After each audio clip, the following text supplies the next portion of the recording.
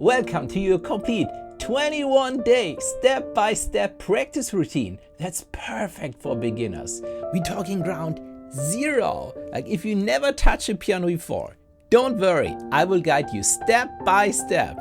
I do have 21 exercises for you. You will learn to find the notes on the piano, playing scales, chords, improvising, reading sheet music, and yes, even perform full songs. Think of this as your 3-week piano bootcamp, and you might surprise yourself with how far you can go in just 3 short weeks. So grab that seat because your musical journey starts now.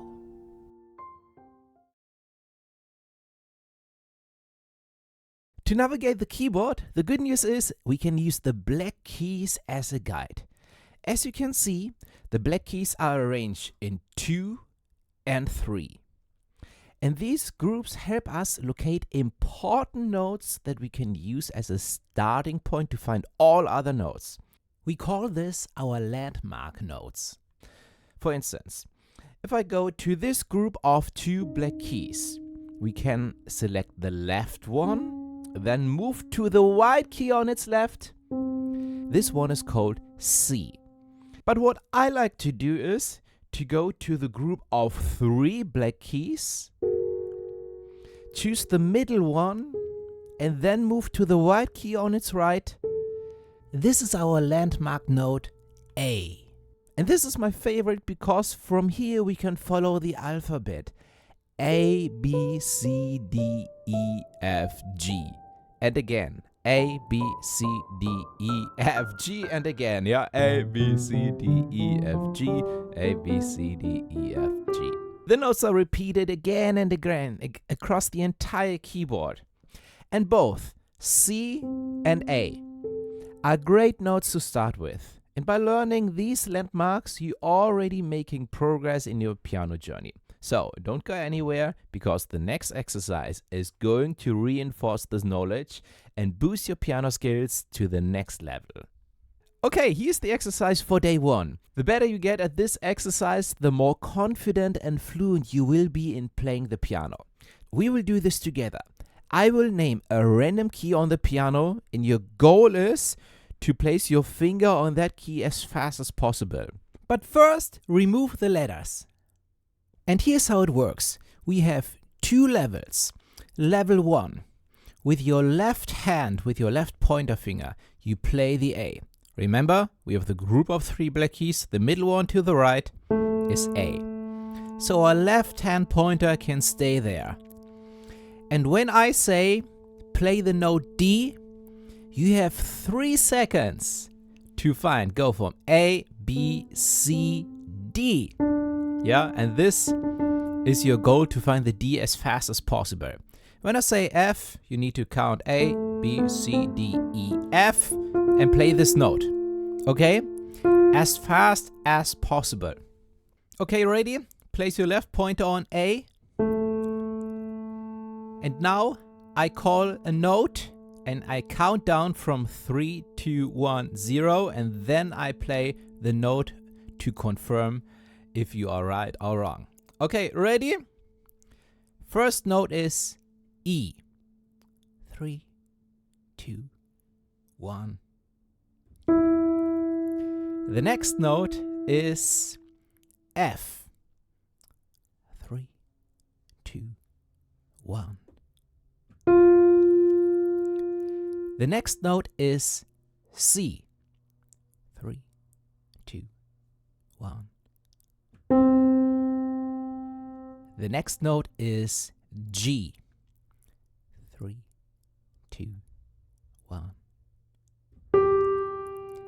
The next note is C. 3, 2, 1. The next note is B. 3, 2, 1. The next note is F. 3, 2, 1. Congratulations! That was awesome! That was level 1. You can do this at any time by yourself. Level 2 is much harder. This time we play our notes with both hands. Right hand thumb and left hand pinky. When I say C, we position our hand like this and play C and C. Always focus on your landmark note A with your eyes, because then when I say play the note D, you can count with your eyes A, B, C, D. Position your right hand thumb here and your left hand pinky here and play these notes at the same time. Left hand pinky, right hand thumb. These are both Ds. But this time you have 5 seconds. One first test. I say play the note C. Then we count 5, 4, 3, 2, 1. Yeah, and you can play this as fast as possible. When you know it earlier, you can play it earlier. Ready? Let's go. First, play the note A. 3, 2, 1. Okay. Next, play the note D. 5, 4, 3, 2, 1. Next, play the note F. 5, 4, 3, 2, 1. Next, play the note B. 5, 4, 3, 2, 1. Next, play the note C. 5, 4, 3, 2, 1. Next, play the note G. 5, 4, 3, 2, 1. Next, play the note E. 5, 4, 3, 2, 1. Next, play the note F. 5, 4, 3, 2, 1. Congratulations! That was awesome! That was not easy. And no matter if you made some mistakes or not, you can be proud that you tried it. Give yourself a round of applause because you have just learned how to find the keys quickly and easily on the piano. Keep practicing this exercise and you will see great results in your piano journey. Welcome to day 2. Today's an exciting day because you will learn your first chord. Chords are essential for playing the piano, as they form the basis of music. You can think of chords as building blocks of songs. And you might be surprised to learn that I didn't learn my first chord until I had been taking piano lessons for several months. But you're lucky because you will learn your first chord right now. So let's begin with exercise for day 2, playing your first chord the right way. First, we need to find our middle C on the keyboard, on the piano. This is the note that our thumb will play. Then we need to skip one white key to the right and play the next one. This is the note that our middle finger will play. And finally, we need to skip another white key to the right and play the next one. This is the note that our pinky finger will play. These 3 notes, C, E, and G.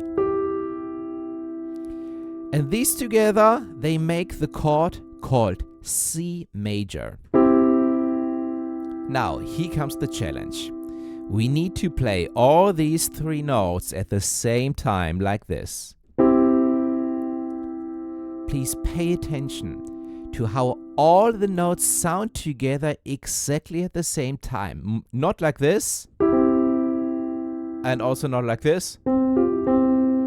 It's very important And it might seem easier than it actually is to play all notes exactly at the same time.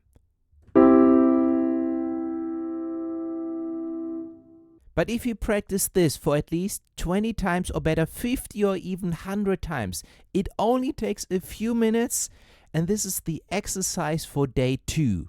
Play your first chord in the right and professional way.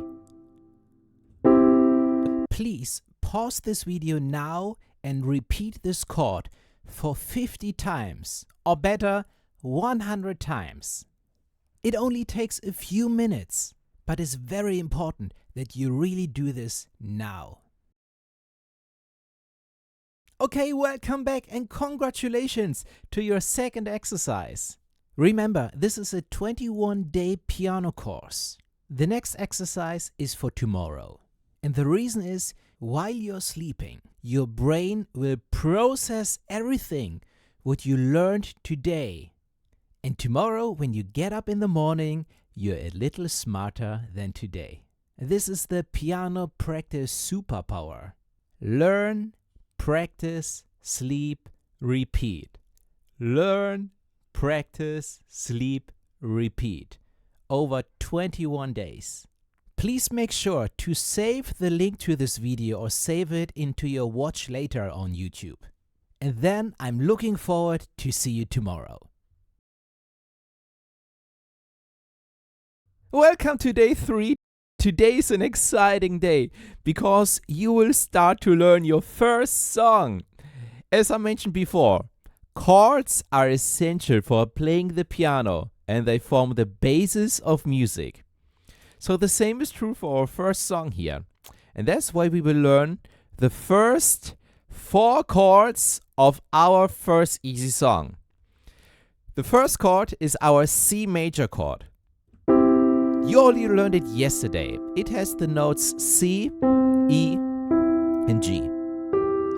We play the notes with thumb, middle finger, and pinky finger, all at the same time. The second chord is E minor. To play this chord, we move our thumb 1 wide key to the left. That's the B. Now we have the notes B, E, G. Relax the hand real quick and play all notes at the same time. The third chord is A minor. To play this chord, we move our thumb 1 wide key down and the pinky finger goes up respectively. Whoop. In the middle, we stay on E, but we can change the finger from the middle finger to pointer finger. Again, try to relax the hand, reposition it. A, E, A with thumb, pointer, and pinky finger. Okay, the transition between these chords seems to be hard, right? But it's only hard right now. Give it 5 to 10 minutes. Practice the first 2 chords first. Then go to chord number 3. Take your time for chord number 3. Then go to chord number 4. Take your time for chord number 4. And after 10 minutes, you can play all 4 chords together. We then do have the full exercise for today. The 4th chord and last chord is F major. To play this chord, we only change the middle note. So we go from E, 1 wide key up, to the right and play F, and we play this with the middle finger. Now we have the notes A, F, A. And here comes the exercise. We will play each chord for 4 times like this. 1, 2, 3, 4. Thumb down E minor. 2, 3, 4. A minor. Thumb goes down, pinky goes up. And in the middle we change. We can still use the middle finger or use the pointer finger. What works best for you? 2, 3, 4, but now we need to change the finger. F, this goes up. 2, 3, 4 again. 1, 2, 3, 4. 1, 2, 3, 4. 1, 2, 3, 4. 1, 2, 3, 4. Congratulations! That was awesome! That was not easy. Make sure to practice this exercise very well, because tomorrow we will add more to it. Welcome to day 4. You will continue to learn your first easy song, and we will build on top of the chords you learned yesterday. Yesterday you learned 4 easy chords: C major, E minor, A minor, and F major. Today we will learn a special way to play these chords. Instead of playing all the notes at the same time, we will play them one by one in a certain order. So let's start with the exercise. Here's how it works.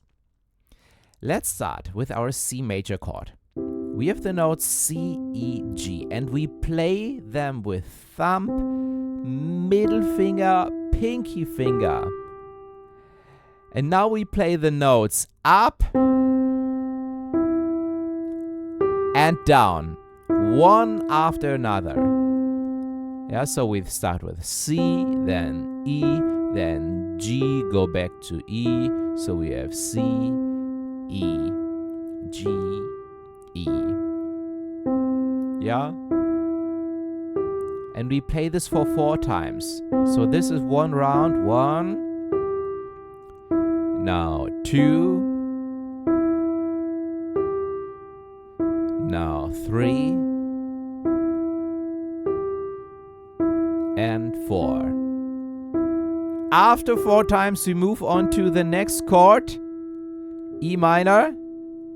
Yeah, we move our thumb 1 wide key to the left to B, and we keep all the other fingers where they are. And again, we play the notes up and down for 4 times. 1, 2, now is 2. And 3. And 4. Then we move to the next chord, A minor. We move our thumb down and pinky finger goes up. Yeah, and again we play 1, 2, and you can try the pointer finger in the middle if this works better. And also you can move your hand a little like this. Yeah, if you can't play this, and if your hand is too small, you can, move your hand like this, because we don't play all the notes at the same time. Okay, for 4 times.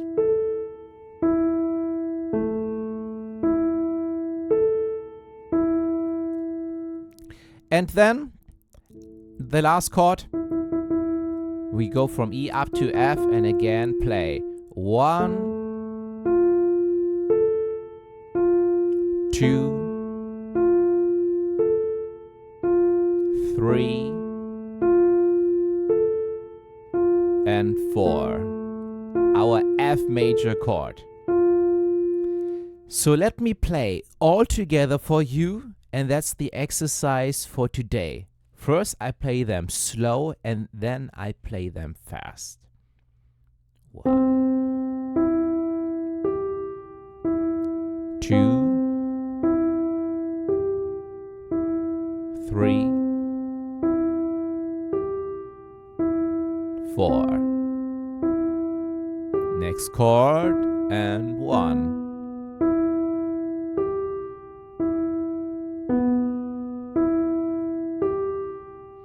And 3. And 4. Next chord, 1. 2, 3, 4. And last chord, 1, 2, 3, and 4. So when I play this fast, it sounds like this.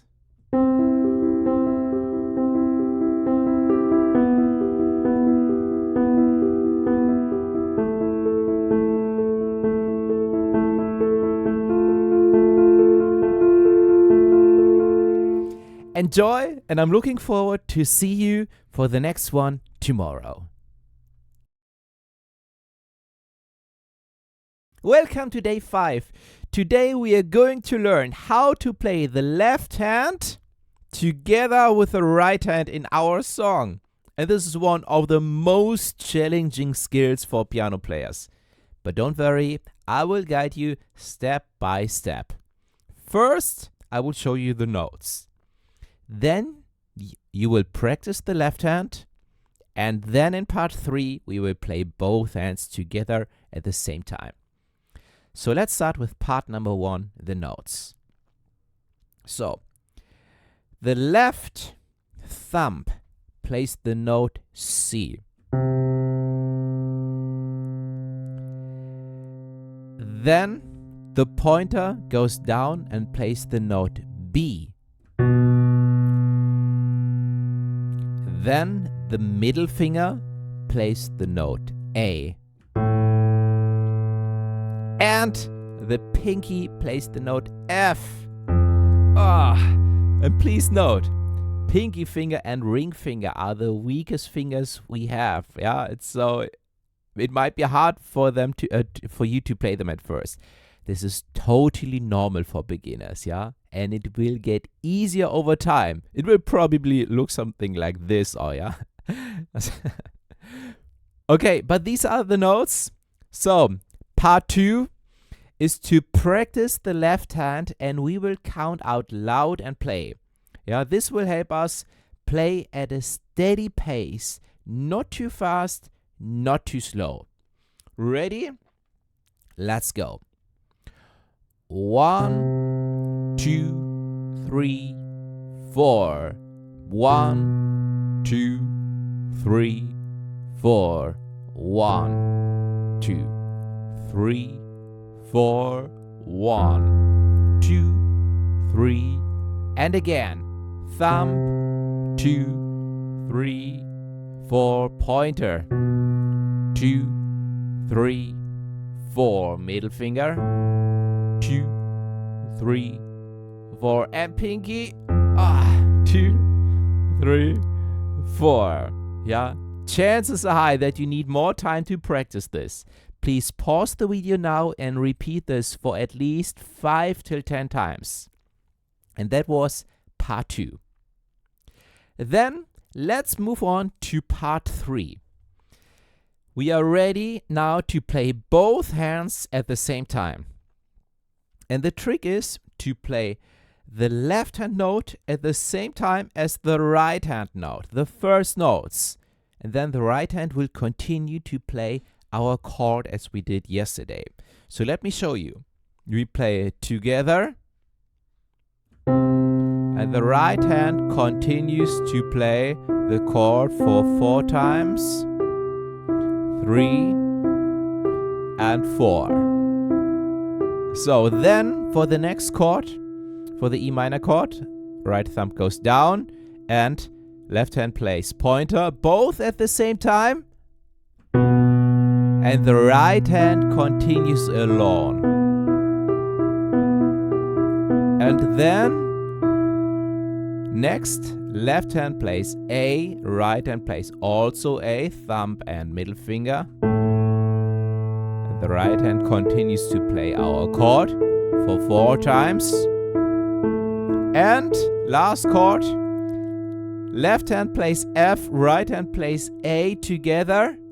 And the right hand alone continues with the chord, but also this should be not too fast and not too slow, nice and steady, and we will count.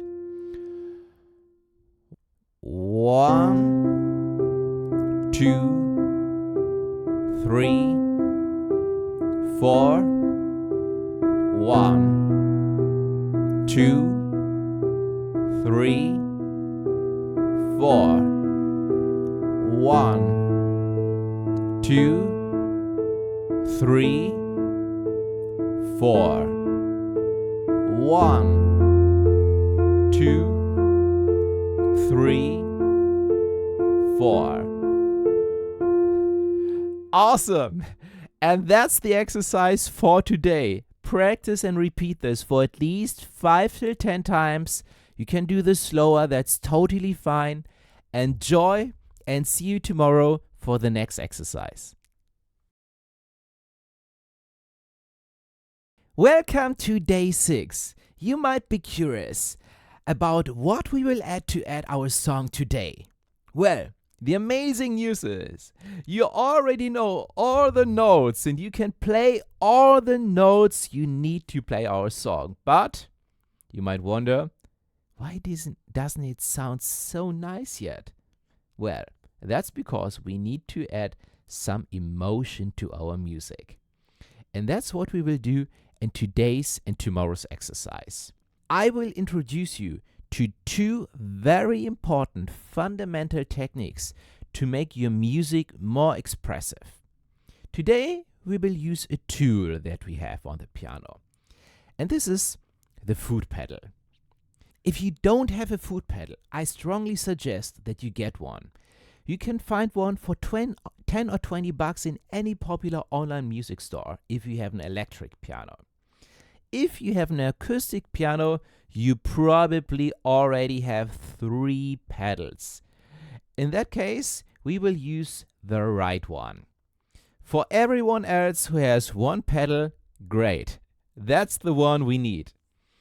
And this pedal is called the sustain pedal. And what it does is very simple. Let me show you. When I play this note here, yeah, and then I take my fingers off the keyboard, the piano stops playing, right? We don't hear it anymore. But now, let me do the same, but this time I press the pedal with my right foot. And it looks like this, and when I take my hand off the keyboard, the note keeps playing. We still hear it, and that's what the pedal does. It keeps the notes playing and sounding longer. And that's a great tool for us at the piano to make our music sound more beautiful. But we need to be careful how we use the foot pedal. And here's the general rule of thumb. You press it with a new chord at the very beginning. Yeah? You keep it pressed, yeah? But then when we change to a new chord, you lift your foot up and immediately press the pedal again. That's right. You only lift it very briefly and press it again. This way, you can make sure that the notes don't get mixed up between chords, because this doesn't sound good. Yeah, when 2 chords are sound together the same way. Yeah, I always call this sound porridge. Yeah, so we want to avoid this. For this reason, when we play our next chord, we lift the foot and press it again. So let me show you how it works. So I play, and now when I say the word now, I lift my foot and press it again quickly. Yeah, every time I say now, watch what my foot does. Now, now, now, now. Okay, so for our complete song, it looks like this. Now, 2, 3, 4. Now, 2, 3, 4. Now, 2, 3, 4. Now, 2, 3, 4. Yeah, and it might seem easier than it is. And it's always very important to practice without pedal first and then add the pedal later. This is what we will do in today's exercise. You can try first the right hand alone or both hands together.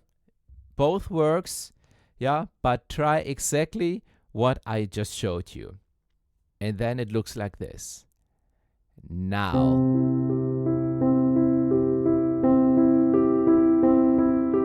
Now.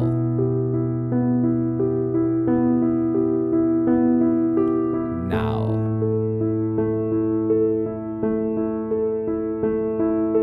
Now.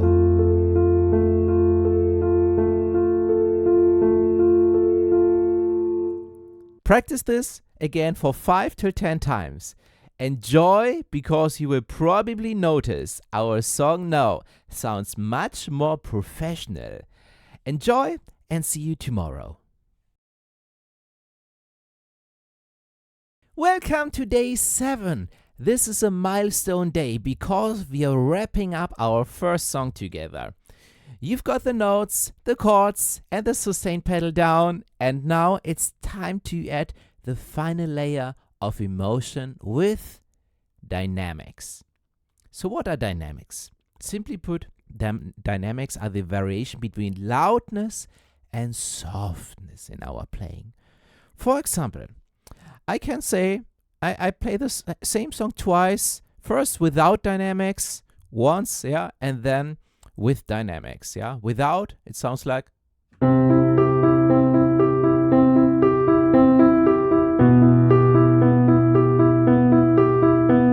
Yeah, and with dynamics.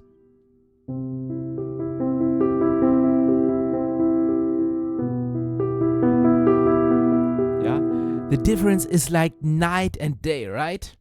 The power of emotions. The trick with dynamic is to create an emotional arc with each chord. Yeah, so we go up and down. Start off softly and gradually increase the volume and then back down. Yeah. And this adds a nuance and depth and emotions, turning a simple chord into a rich emotional experience. So, here's how to do it. Start softly, and I know it's hard, yeah? And this is the first exercise, to play the chord as soft as possible. So when we have something called crescendo in music, and that means gradually increase the volume as you continue to play. So louder, louder, louder, louder, and finally bring it back down the volume a little, even more,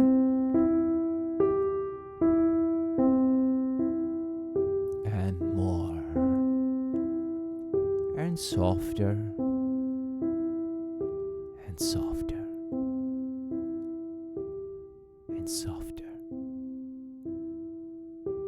So, also, this is much harder to do than it looks, and perfect in dynamics will take a while. Your fingers need to develop the strength and control, yeah, to really, yeah, have the control over the keys. But don't worry, you will get there, yeah. For today, our goal is to take the first step on this, yeah. Try to develop this emotional arc, up and down, yeah. So you can do this with only one chord. That's totally fine, yeah. But maybe you will do this for the entire song, louder and softer. So we start soft for each chord, louder and softer. We start soft for each chord. We become louder and soft. And the last chord. Yeah? So, if you do for only one chord, that's totally fine. But who knows, maybe you will already make the entire song. Let me know in the comments below. Enjoy this exercise, and I'm looking forward to see you tomorrow for the next exercise and for the next chapter of our piano journey.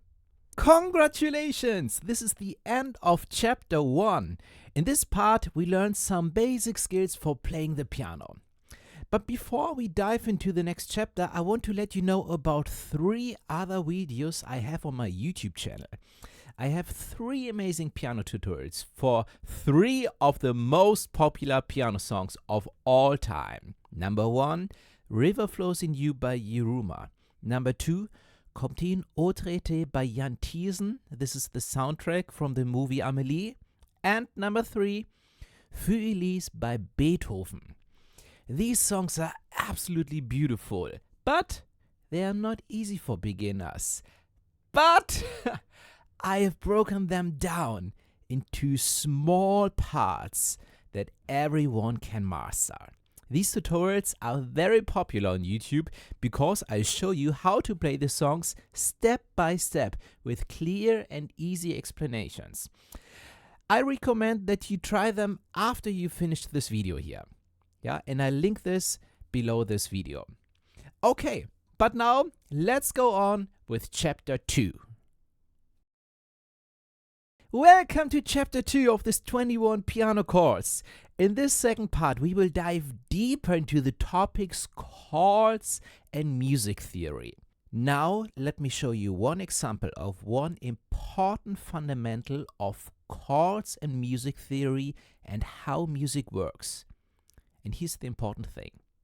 Music is all about tension and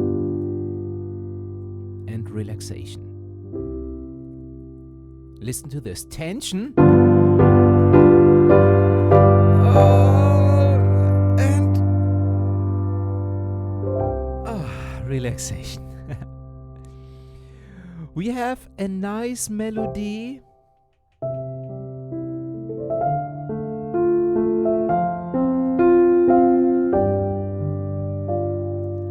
That creates tension, but at some point it needs to be relaxed.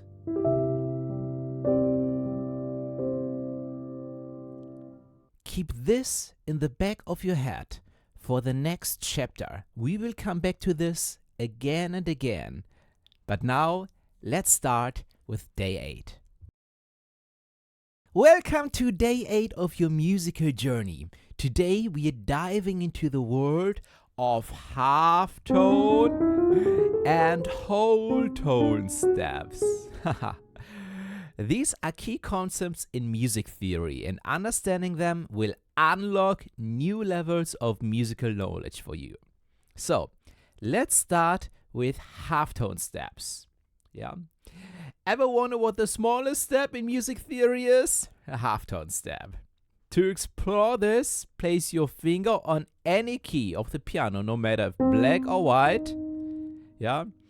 So, go a little deeper into the piano like this. And now move your finger to the very next key, either to the right or to the left. This movement, whether it's from a white key or from a black key or between 2 white keys, is a half tone step.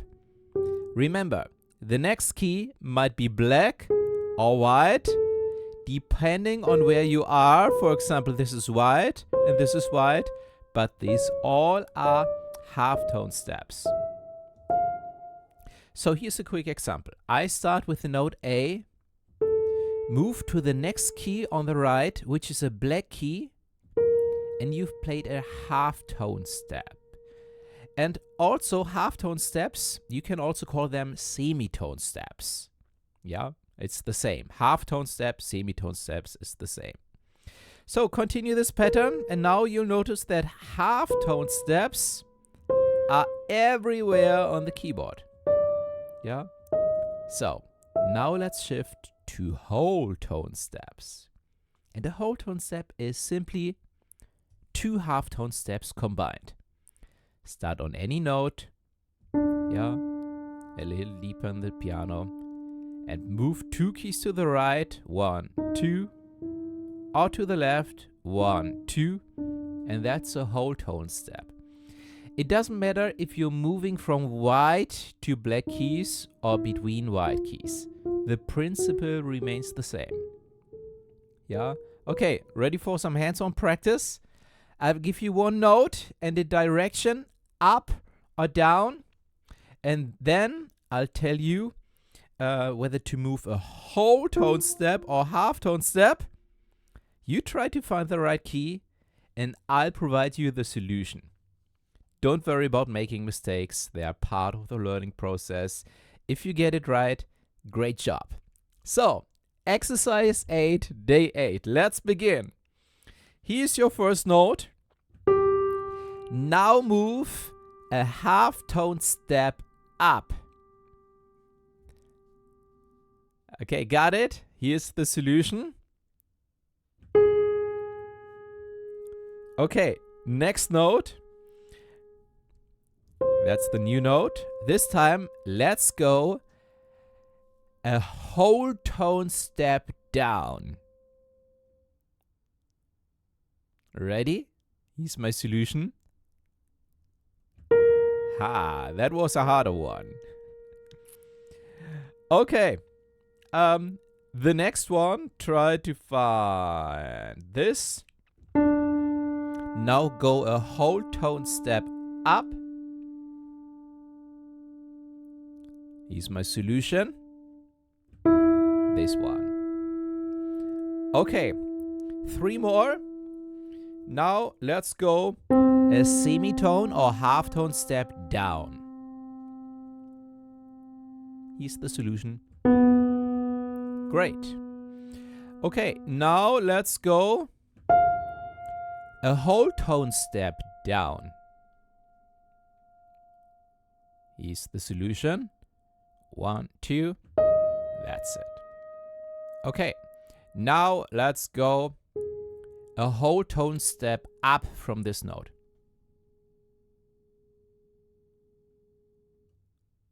And this is the solution. Fantastic! Great job! So, feel free to revisit this exercise to solidify your understanding, or try this again by yourself. Remember, it's okay to make mistakes. It's all about the learning process. Be proud of your progress and that you're still here, and look forward to the next lesson. So, enjoy, and I can't wait to see you on day 9. Welcome to day 9. Glad to see you again. Today is all about scales, which are important in music. Remember, when we talked about chords, scales are like the building blocks for chords. Our first scale is the C major scale. It's a very well-known melody. It sounds beautiful, and listen to this. This is the melody of a C major scale.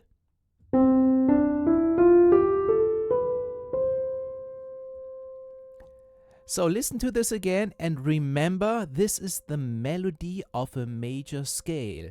Do, do, do, do, do, do, do. Yeah, as you learn more, you will see that we can play this melody starting from any piano key. We will get to this in a second. Yeah, but for now, just know that a major scale can start from any key. Okay, think of a major scale as having 7 notes. 1, 2, 3, 4, 5, 6, 7. And the 8th note is the same as the first, just higher pitch, 1 octave higher. These are both notes C. So, between some of these notes, there are smaller steps, semitone steps, yeah, or half-tone steps, and between others, there are whole tone steps.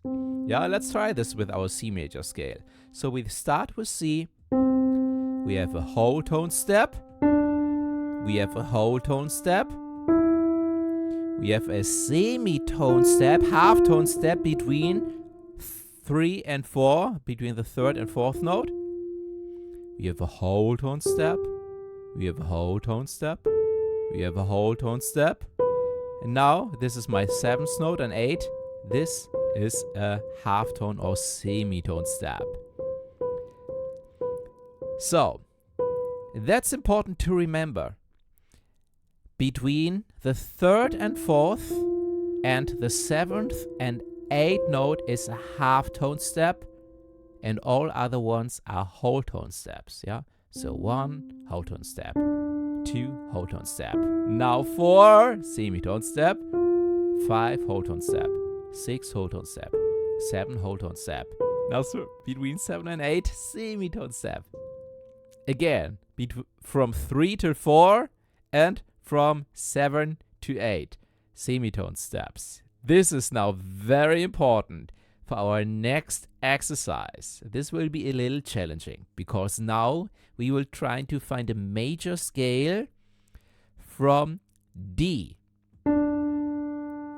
Because to play the same melody we had before, this lo do do do do do do do, the melody of a major scale. This time we need black keys, because if I don't use the black keys, it sounds like this.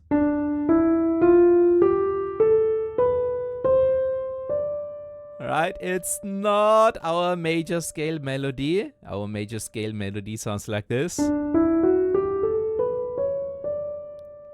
So, to find this, we start with D. We go 1 whole tone step up. That's the 2nd note. We go a whole tone step up to the 3rd note, and a whole tone step is this black key. This is number 3. Between 3 and 4 we have a semitone or half tone step. This is this here.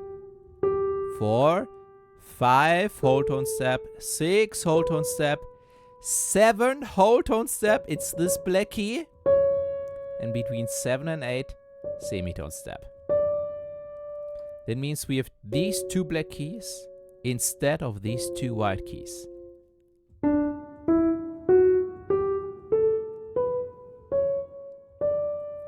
So, this is how it works. And now it's really practice time. For you, your task is to start with the note E. Oh no, wait. Let's start with G first. To start with the note G and find the G major scale. Yeah, and you need to pay attention that between 3 and 4 is a semitone step, and between 7 and 8. Okay? Try this now, pause the video, and when you tried it, I give you the solution. Okay, great! Awesome! Here's now my solution for the G major scale.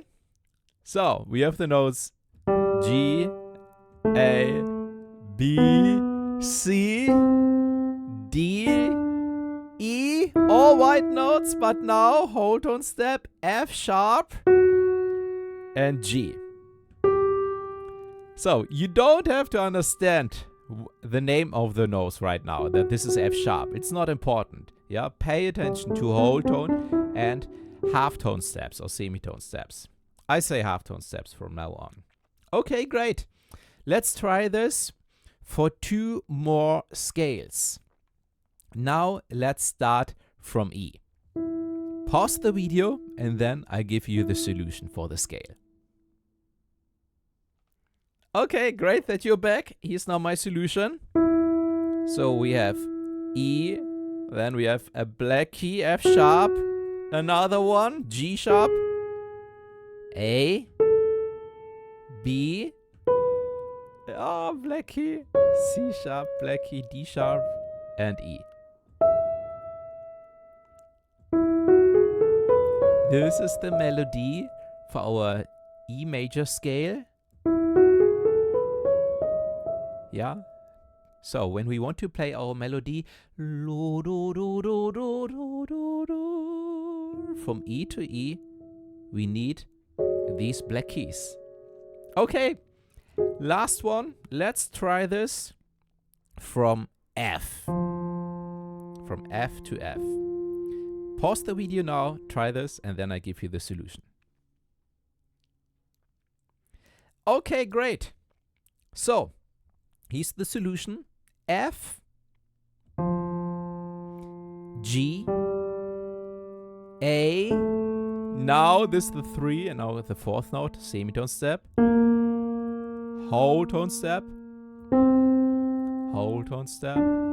Whole tone step. And between 7 and 8, semitone step.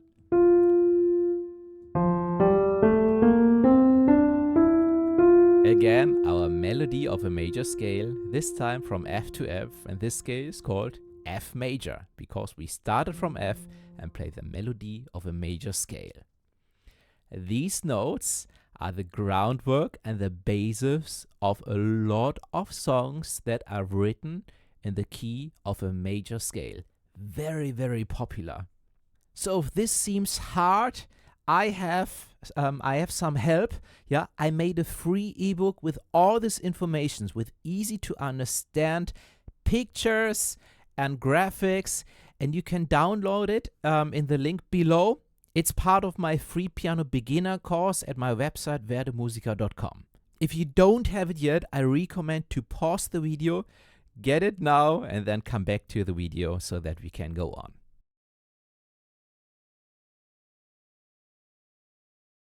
Okay, welcome back. So if you already found at least one scale, that's great, yeah? You're doing well just by trying, and I'm proud of you. Keep practicing different scales, and I'll see you tomorrow in the next lesson. Welcome to day 10. I'm so happy to see you again.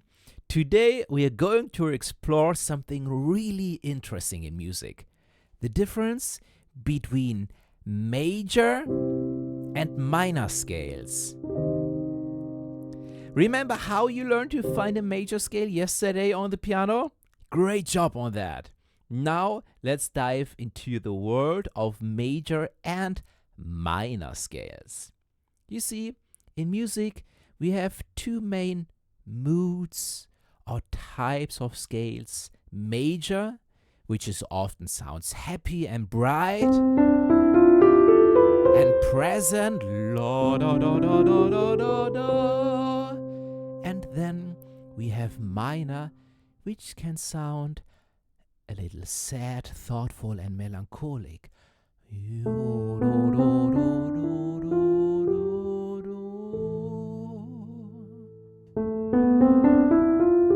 It's a different atmosphere, right? So, again, listen to the major scale. How does this make you feel? Yeah, to me it feels, yeah, powerful. Yeah, it's like present, a little happy, hopeful.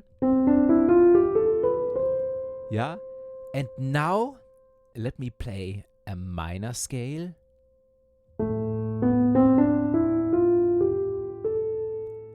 Yeah, compare this. How does this make you feel?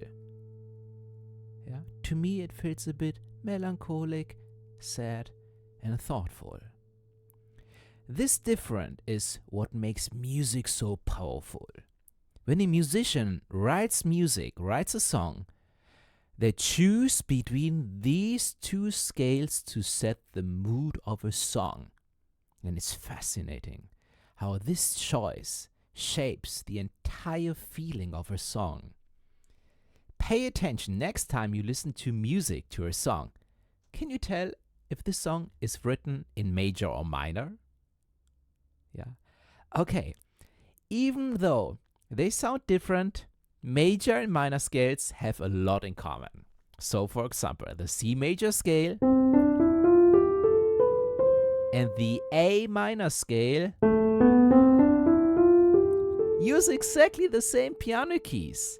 They just start and end on different notes.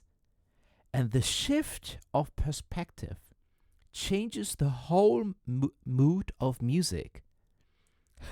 And here's a cool fact. Every major scale has a matching minor scale. Yeah, and this is called the parallel scale. Yeah. They share the same notes but start at different ones. So let's try something. To find a minor scale from a major scale, start on the major scale root note. So when I play the C major scale, the root note is the first one, the C, and move 3 half-tone steps down. 1, 2, 3. Yeah. So, and this is A, and this is why C major and A minor have the same notes. These belong together. So, these are the notes of my C major scale. Now I go 1, 2, 3 half-tone steps down, and from here I play the same notes, which in this case are only white ones. And I do get the A minor scale. Okay, and here's the exercise for today. Day 10, exercise 10. I show you a major scale, and you try to find its parallel minor scale. So let's start with G major. Yeah, I play from G to G. I have this note here and not this. Yeah, and from the root note, now move 3 semitone steps down. Pause the video. Yeah, take the time you need, and I give you the answer in a second. Okay, here's my answer. From G, 3 semitone steps down. 1, 2, 3. That's E minor. Yeah. And if you found this, that's great. That's all you need. Yeah. But let me show you the E minor scale. I play from E to E. And again, we have this note, but not this, but on white keys.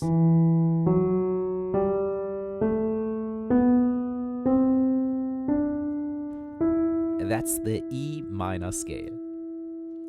Okay, let's try another one. Let's try from D major.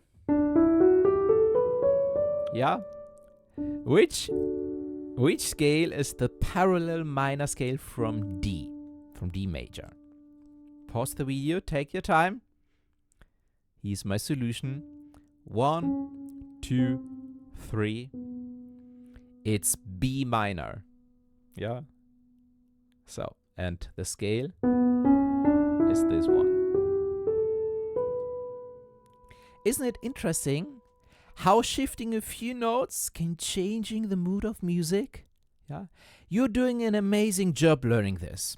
You should know, we are already very advanced because with different scales it can become quite complicated, yeah, and it will take some time that you're really familiar with this, but you will get there. There's so much more to explore in music theory, yeah, and I cover these topics all in my online courses at werdemusiker.com on my homepage. I have free but also premium courses. Again, the link is in the description below. If you really want to dig deep in all these topics, that's the way to go. Okay, but you're doing great. You can be proud of yourself. You're learning important aspects of music theory, like the difference between major and minor scales. You even found some parallel minor scales to a major scale, which is great. Maybe try to find an entire minor scale by yourself, but I have some more great exercises in the next days. Welcome to day 11 of our music theory journey. It's great to have you here. Today, we're diving deeper into scales. Remember the C major and A minor scales? We will focus on the C major scale today. In the C major scale, each of the 7 notes, 5, 6, 7, form the base of a chord. And here's how it works. We pick a random note of these 7 notes. Yeah, I pick this one. This one now is called the root note. I can pick any other, yeah? I can pick this one, and then this is the root note. The root note is our starting note, yeah? So in my case, this is my root note. I play this note. I go to the next. I skip this one. I play this. I go to the next one on the right. I skip this one and play this. And here's my chord when I play these notes together. And I can do this from each of these notes of a scale. And that means, or I love to call it, that these 7 notes are the material of what music is built. Yeah, when we build a house, we do have stones and cement or wood or whatever the material is. Yeah. So in our case, we have a scale. Just 7 notes are the material of most of the songs that exist. And from each of these notes of a scale, yeah, we can say this is the root note, and then we form a chord as I just showed you. And then we also do have 7 chords. And what just happened? We took our material, our scale notes, yeah, we blend them together to create something, yeah, to create a wall of a house. Yeah, we can also say when we are cooking something that the notes are not the material but the ingredients, yeah, and we have to mix them together. And the first thing that we are mixing out of these scale notes are chords. So let's explore these chords. Vital for playing songs in C major. Start with the root note, with C. Skip the next white key and press the following one with your middle finger. Then skip another and press the next with your pinky finger. This gives you the C major chord. We had this before, right? So now, and that's new, move your hand as it is, shifting each finger up 1 white key. Oop. This is the D minor chord. And we can follow this pattern to discover all 7 chords in our scale. We go 1 white key up, E. E minor. Yeah, we go 1 white key up, F major. We go 1 white key up, G major. We go 1 white key up, A minor. We go 1 white key up. This is B diminished. It's not important. We nearly never need this chord. That's number 7. So here's the funny thing. Every song is written using one scale. For example, many songs are written in the scale of C major. Many songs. Let It Be by the Beatles or the Sonata Facile by Mozart. Yeah, and this means that these songs and pieces uses only these notes and only these chords that I just showed you. 1, 2, 3, 4, 5, 6 different chords. Yeah. Yes, we have a 7th one, but it's very, very rare. Okay. Now, let's talk about major and minor chords. Because some of these 6 chords are major and minor. Yeah. And the chords on note number 1, then 2, 3, 4, and 1, 2, 3, 4, 5 from the 5th note are major chords. Major, major, major. Because this is a C, it's called C major. Because this is F, F major. Because this is G, G major. So, the other ones from number 2, 3, and 6. Yeah, 2 is our second note, 3, yeah, 1, 2, 3 is our third note, and 6, 1, 2, 3, 4, 5, 6. These chords are all minor chords. And this is the exercise for today that we will start now. Because you need to understand and memorize these numbers. So, and here's the exercise.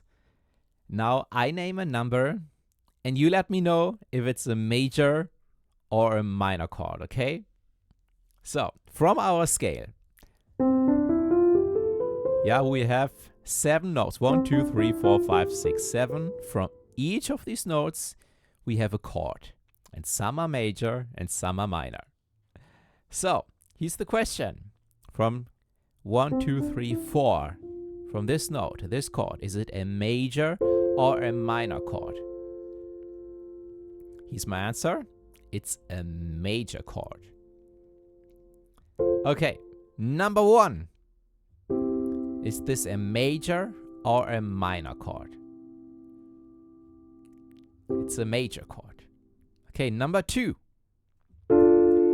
Is this a major or a minor chord?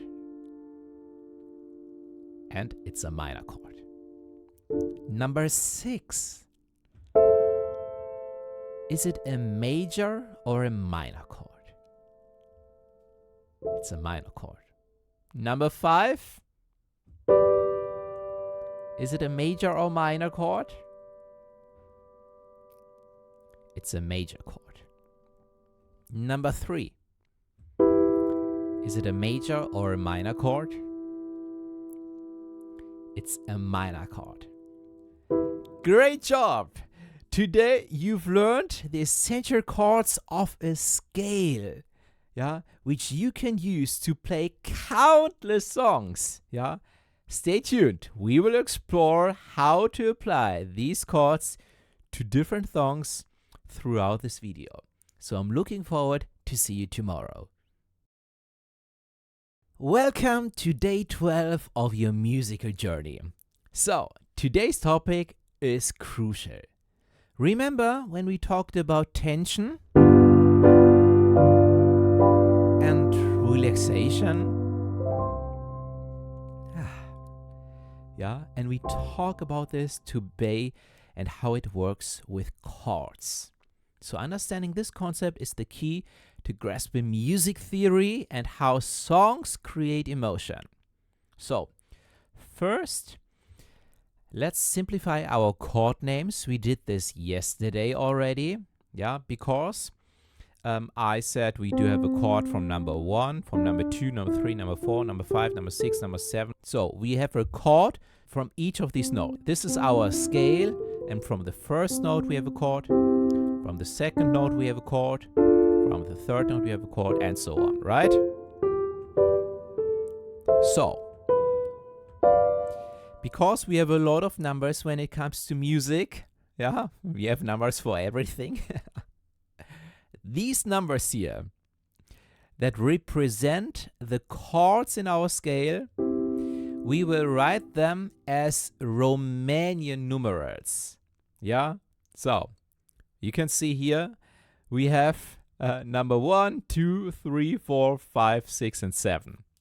So, this is how we name, yeah, when I say now play chord number 1, yeah, we have this Romanian numerals. So, each number is a chord, yeah, and each chord in a scale has a level of tension or relaxation, yeah. So, and here are the numbers with relaxation, and these are number 1 and number 6. Total relaxation. Our first chord and our 6th chord. 1, 2, 3, 4, 5, 6.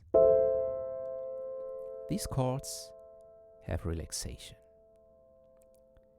Then we have a chord with maximum tension. And this is chord number 5.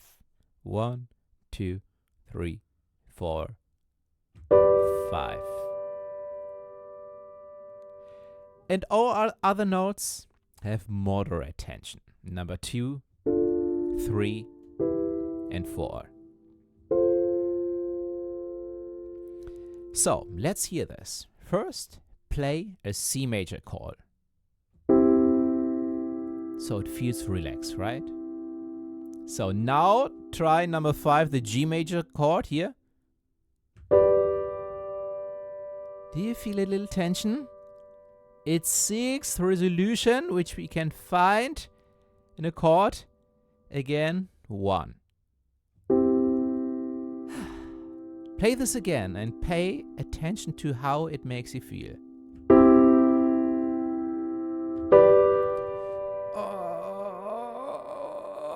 And back to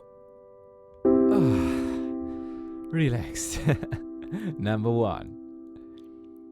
So, now it's your turn. Try this out for 3 minutes, and that's the exercise for today. That you experiment and get a feeling for this slowly. It's important that you start and end with chord number 1, with C major. But in between, try to play different chords. For example, you can go to chord number 4 and then go back to number 1. And then again, 1, number 5, and back to number 1. Yeah? So, give it time and you will start to see music in a whole new light. Yeah? Enjoy exploring. Welcome to day 13 of our music adventure. Today we're going to have some fun with music, moving beyond music theory into playing songs using 4 simple chords. But first, let's dive into a new technique. Chord inversions. Chord inversions are super useful and they can really change how music sounds. You already know how to play major and minor chords. But until now, we only used the root position of these chords. Remember that our hands stayed like this? So, introducing inversions. They're just about rearranging the notes of a chord. For example, with a C major chord in our root position. If you move the lowest note, this C, 1 octave higher here. Yeah, so we have 2 black keys, we have 2 black keys. This is C and this is C again. And we are moving this C up. And now, this is called this first inversion. Let me reposition my hand. It's still a C major chord, just played differently. Now I bring this E up. So I don't play it with here anymore. I reposition my hand, and again, it's still a C major chord, but this one is called second inversion. So, when I bring the G up, this is the root position again.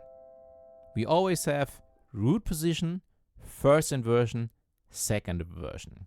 When we have 3 notes, yeah? We have 3 notes, root, first inversion, second inversion. The root position, first inversion, second inversion.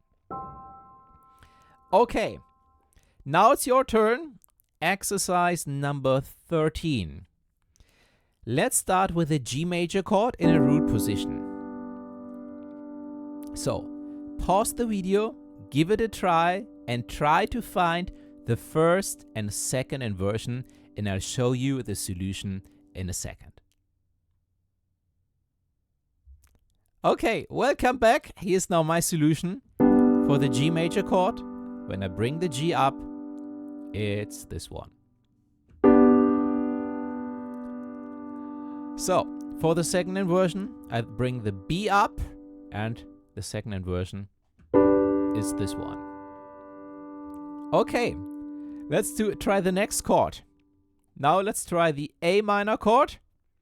And you know what? You don't need to pause the video. We will do this together. First, try the first inversion.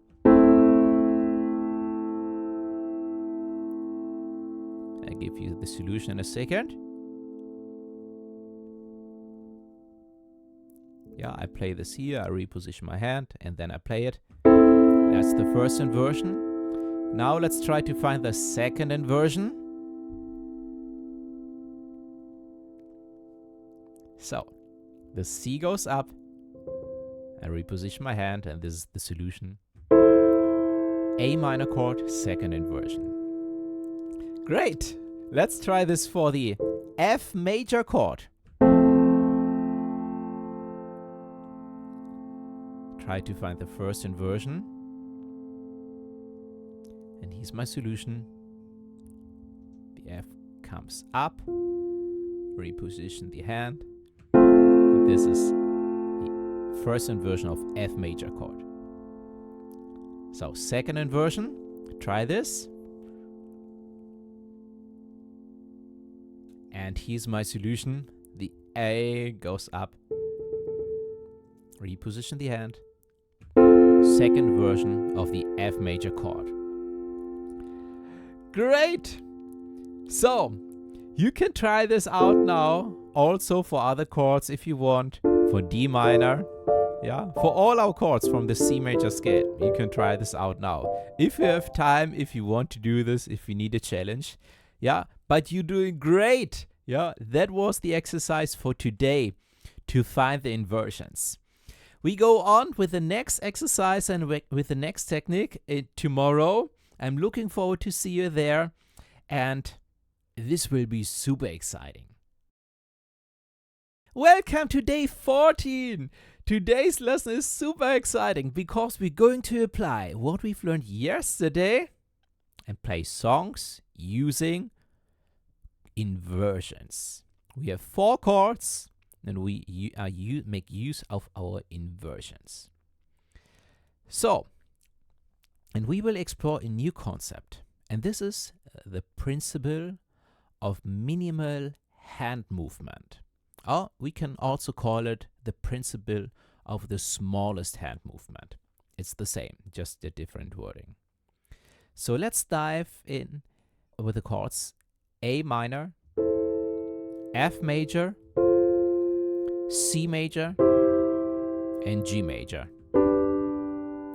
And you will be amazed how many popular songs are based on these chords. Yeah, and to illustrate, I will play 2 well-known piano pieces that use exactly these chords.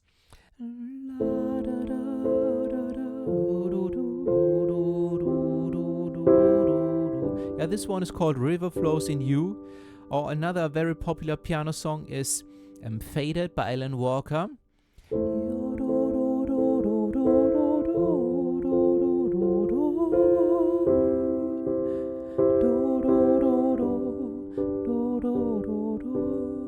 Yeah, these are these 4 chords, and there are so many more songs you can play with these 4 chords. But I choose these 2 songs because these are 2 very popular songs in the piano community. Okay, so let's find these chords. We are starting with our scale. C major scale. 1, 2, 3, 4, 5, 6, 7, and 1. So we are starting with chord number 6. 1, 2, 3, 4, 5, 6. This is our A minor chord. So I can also play this here. Yeah. 1, 2, 3, 4, 5, 6. And I play it here. And I want to play this in the second inversion. So I bring the A up. That was yesterday. I bring the C up. And this is our second inversion of the chord. So next, my goal isn't to focus on inversions from now on. This was also for the first chord. Now, here's the principle of our minimal hand movement. And this approach not only makes playing piano easier, but it's also a more cohesive sound, yeah, and smaller movements often produce more appealing melodies. Here's how it works. Yeah, let's say we're moving from A minor to F major. We check which notes are shared between the chords, yeah? I keep my A minor chord here. Now I play the F major chord. 1, 2, 3, 4. This is F. Let me play the chord with the left hand. So, now I need to check which notes between these two chords are the same. And I start with the first one, F, and I don't see it in my right hand. I see E, I see A, I see C. So, but the F is here. So, then let's check A. Yes, I do have 8 in my right hand. Now let's check C. Yes, I have C in my right hand. So, that means we need to play F and not E anymore. And that means all we need to do is bring the thumb up for the F major chord. So, the next chord I want to play is C major. I played with my left hand to have the notes. So, and again, do I have the C in my right hand? Yes, I have it here. Do I have the E in my right hand? No, it's here. Yeah. Do I have the G in my right hand? No, but it's here. That means I bring these two down. So, and the fourth chord I want to play is G major. Let me play it here. G, yeah. So, again, G. Yes, I have it. I have it here. Do I have B? No, but it's here. And D is here. That means I can keep this here, but I need to bring these two down. So, first, let me make this clear. We are now very deep into the topic of music theory, and this is not easy. And you can study this for your entire life, yeah? But the best, easiest step-by-step guide is what I will cover in my courses on my website, yeah? I link this below, but of course, we will finish this as well. But you should know, if this is a lot for you, that's totally normal, yeah? You will get there over time.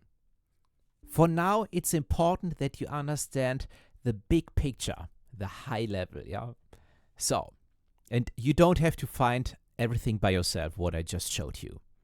Yeah, but you should know that this is the principle of the smallest hand movement, and we're making use of the inversions that we learned yesterday.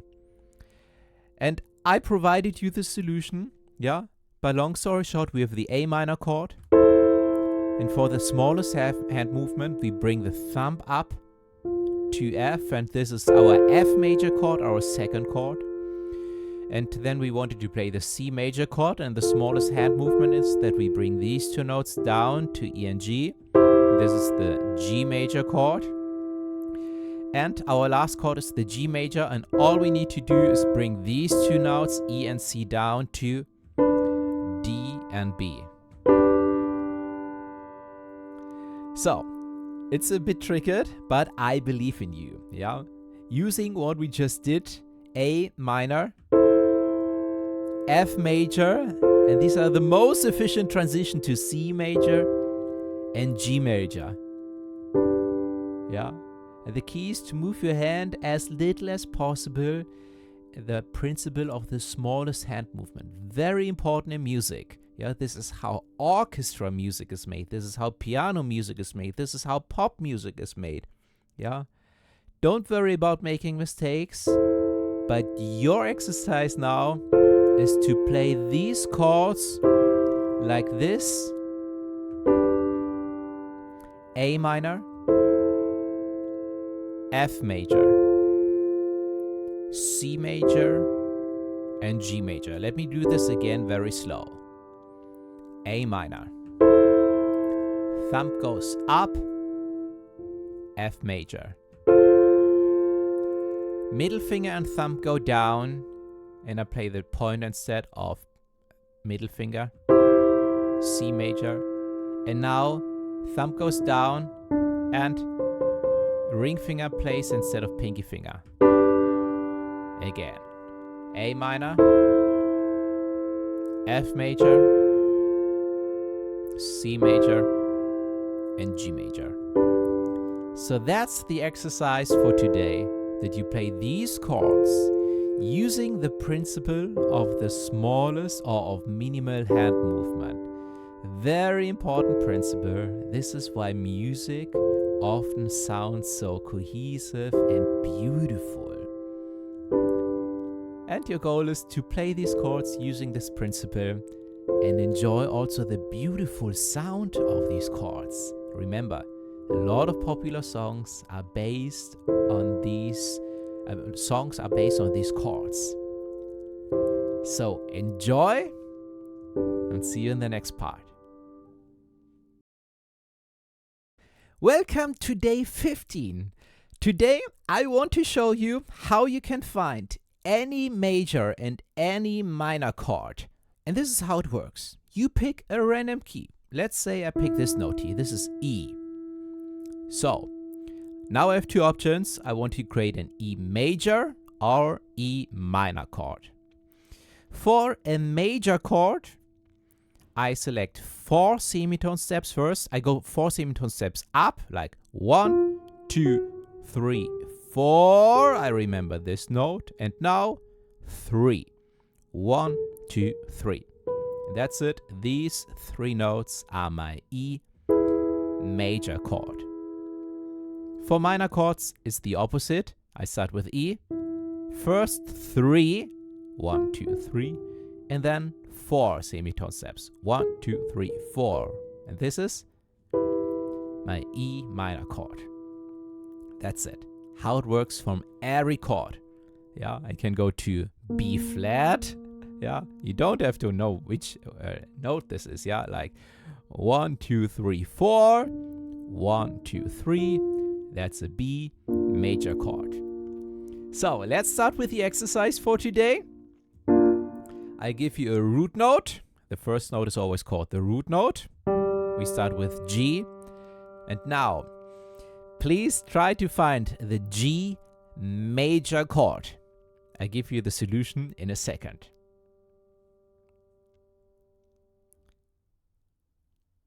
So here's my solution.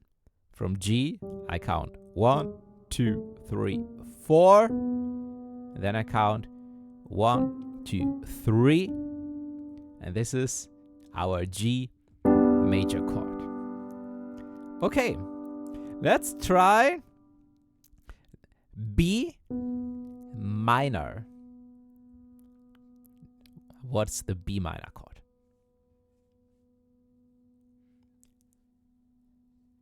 Here's my solution.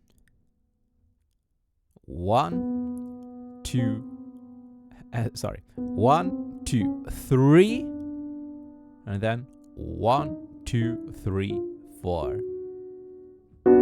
That's a B minor chord. Okay, the next one from D.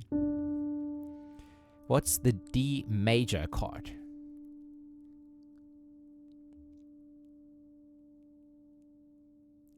Here's my solution.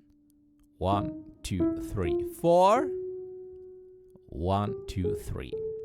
And that's the D major chord.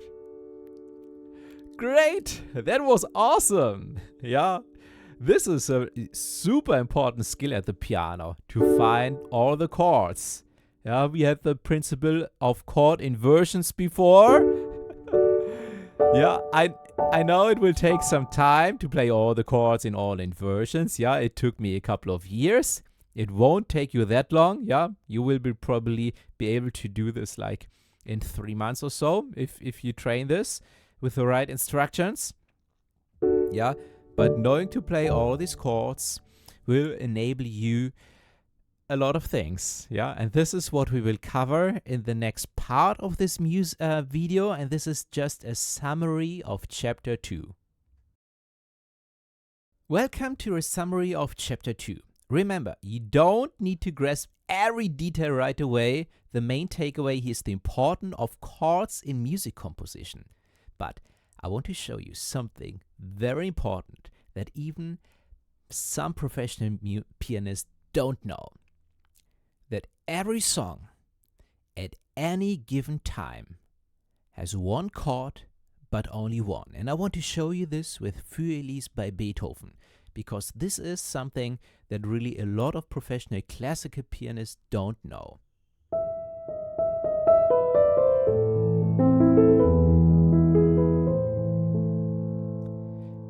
Because a lot of pianists see the sheet music and then play the notes.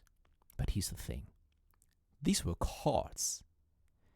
And at any given time there's a chord. At this time, we have the E major chord, yeah? You don't have to understand everything. You just understand we have a chord. This chord, E major.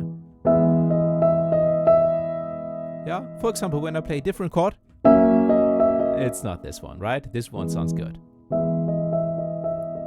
So at any given time, we have a chord that dictates everything else. Yeah, and now the chord changes to A minor. And let me show you what I mean that it dictates everything else. First, when I know this, I can play the notes of our E major chord, E, G sharp, B, E, G sharp, B, E, G sharp, B. We have it all across the piano. Yeah, this is all the E major chord.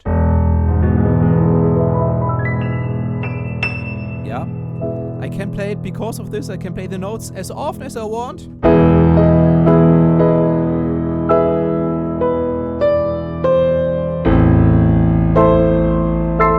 Yeah, and then the A minor chord. So it's a little over-exaggerated, but check this out. When I play the melody, the left hand plays. These are all notes of our A minor chord, A, E, A. And the right hand continues with the melody, Lo, Do, Do, C, E, A. This is our A minor chord. This is nothing else. Now I play B.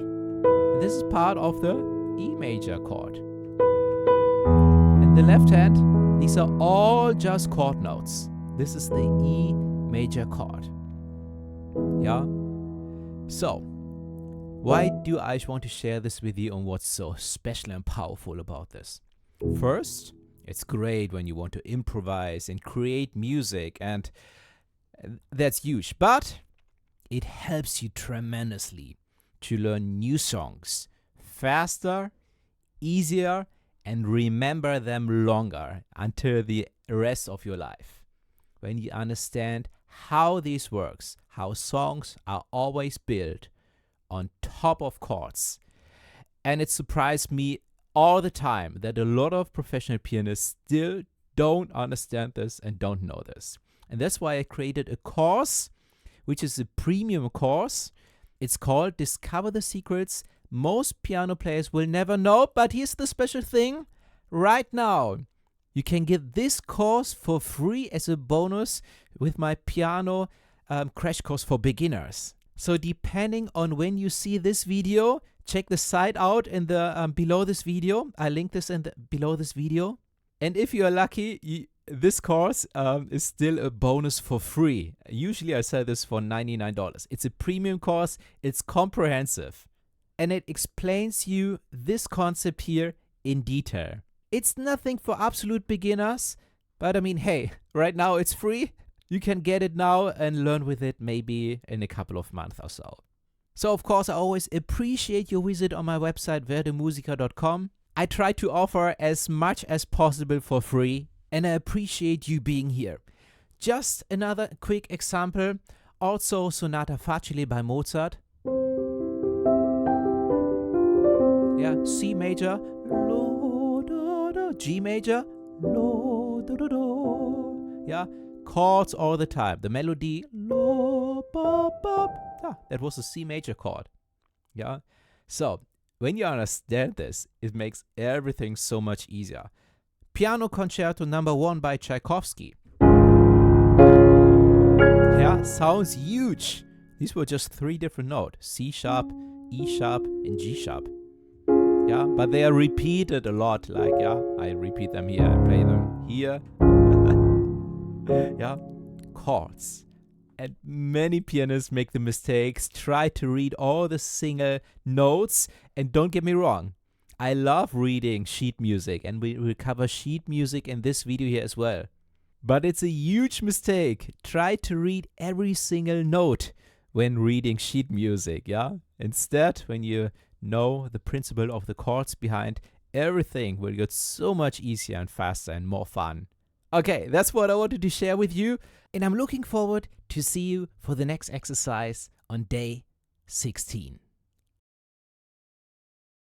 I mentioned before that I have 3 chapters, but I do have 3 chapters plus a small bonus chapter at the end of this video.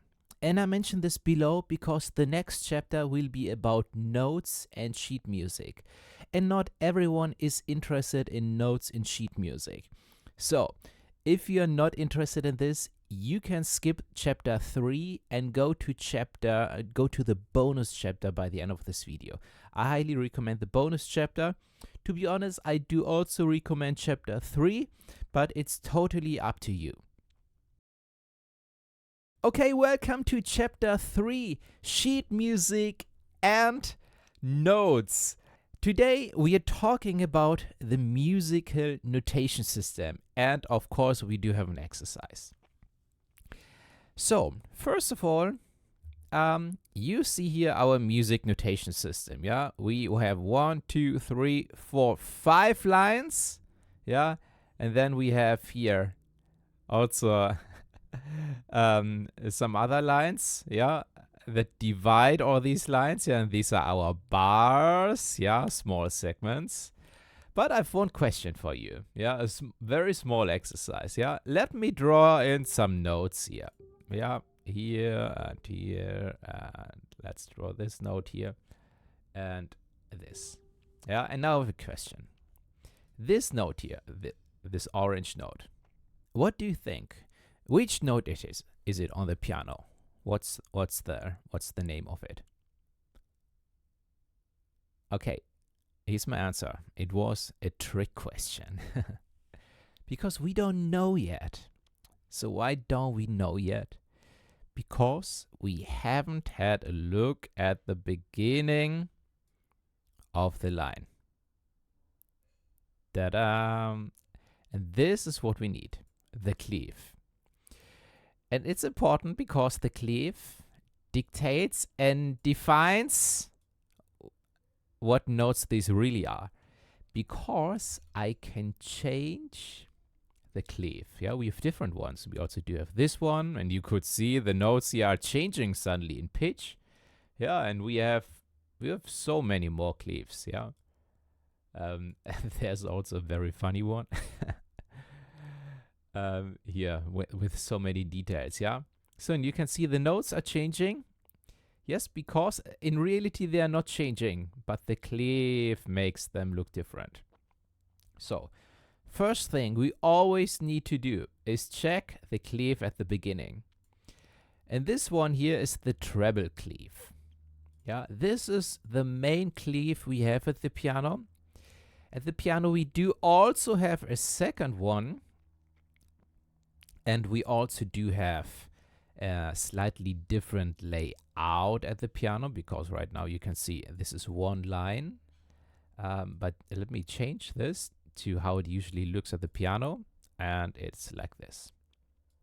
So this is our piano notational system now, because we do have a clef here. That's the pitch clef. This is for the right hand usually, and this here is the bass clef, and this usually is for the left hand. There are exceptions, but in most cases it's like this. So great. Now we could name these notes, but before we do this, let's understand the clefs a little more. This one is also called the G clef. And this one is also called the F clef. And the reason why this is, and it's a little tricky to see here, because this G clef here in the middle where it starts, because when you draw it, you start from inside, you go outside down. So where it starts, this line, it's the second line from, from the bottom. Not the lowest one, but the second one. This is where the G is. Yeah, this is what this clef defines. So it's this one, this line here. And you can see the notes can be between the lines and on the line. Between, yeah, and on. On. This is between two lines, so the space between two lines, and this is on the line, right? So, but the G and where this clef starts is this guy here. So this is the G. Yeah, and when you have a look exactly on the left side, this is where it starts. And on the piano, it's this one. This is middle C, this is the middle of my piano, and this is this G. And from here, when I now go to the next note higher, and it's in the space between two lines, I go from G to A. And because we can say A, B, C, D, E, F, G, it's exactly what's happening now. A, B, A, B, C, D, E, F. A, B, C, D, E, F. That was a little too high. G. Yeah, so the first one is G, and then we have A, B, C, D, E, F, G. A, B, C, D, E, F, G. That also means when we go from the G down, we have F, E, D, C. Yeah, so this is how it aligns with our notes. And that's also great. This is really defined by this clef. When we have this G, it's not this, it's not this, it's not this, it's not this. It's really this one. This is how it translates to the piano. So, for the left hand, and the left hand is nothing we will cover in detail here, because this would be much too much. But to make it short, where the left hand starts, see where the clef starts, yeah, it's called the F clef, and that means on the line where it starts here, this note is called F. And very important, this F is not this F, but this F.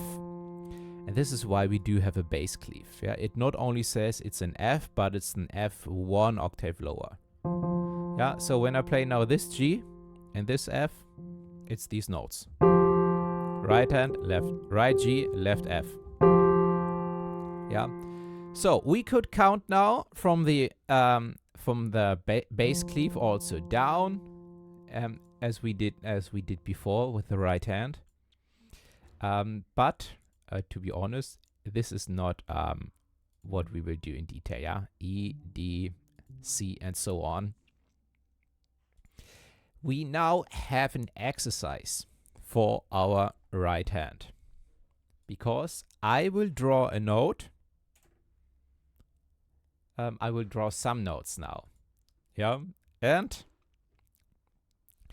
you try to find the notes on the piano, and I give you the solution.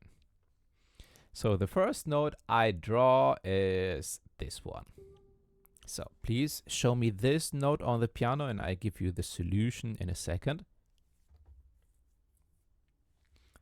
Okay, here's the solution. This is G. So let me draw another note. Now I draw this one. So what you need to do is you can really count your way up, yeah? So you can start from the G now. Now you know this is G. Yeah, and then you can see, is it in the space between the notes, or is it on a line?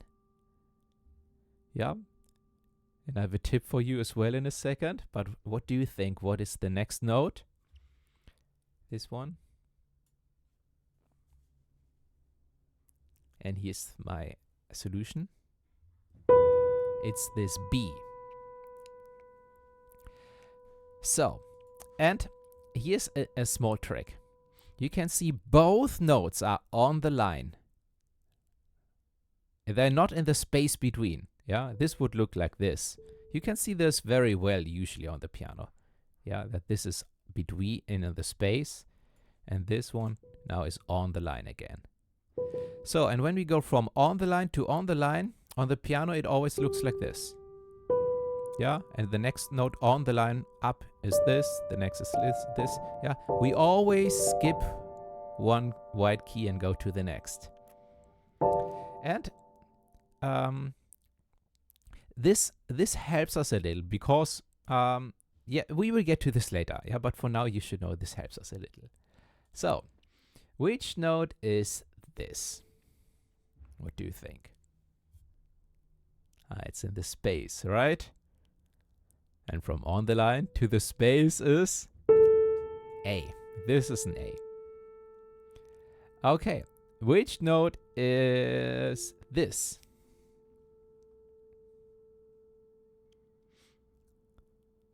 Okay, here's my solution. This is F. Great. So, now a little harder. What do you think? What is this?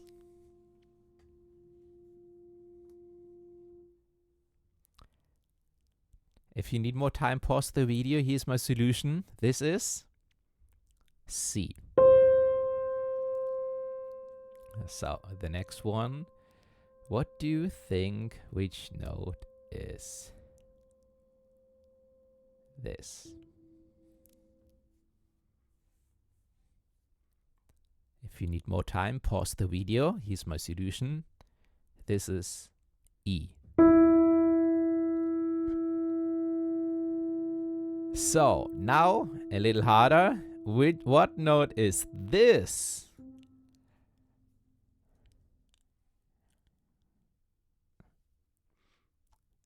So, this is a C. This C here. And you can see there is another line that we usually don't have. Yeah, and this is like an additional line that we can draw if we are leaving the notational system. Yeah, you can see this is I can still draw notes here. Yeah, and I get additional lines for this note. Yeah, and the same when I go below. But it's nothing else than just more lines so that I can draw higher and lower notes. So usually we don't leave the notational system too much. Yeah, just a little like this. One help line, and this is a C. Okay, the last note. What is this? Which note?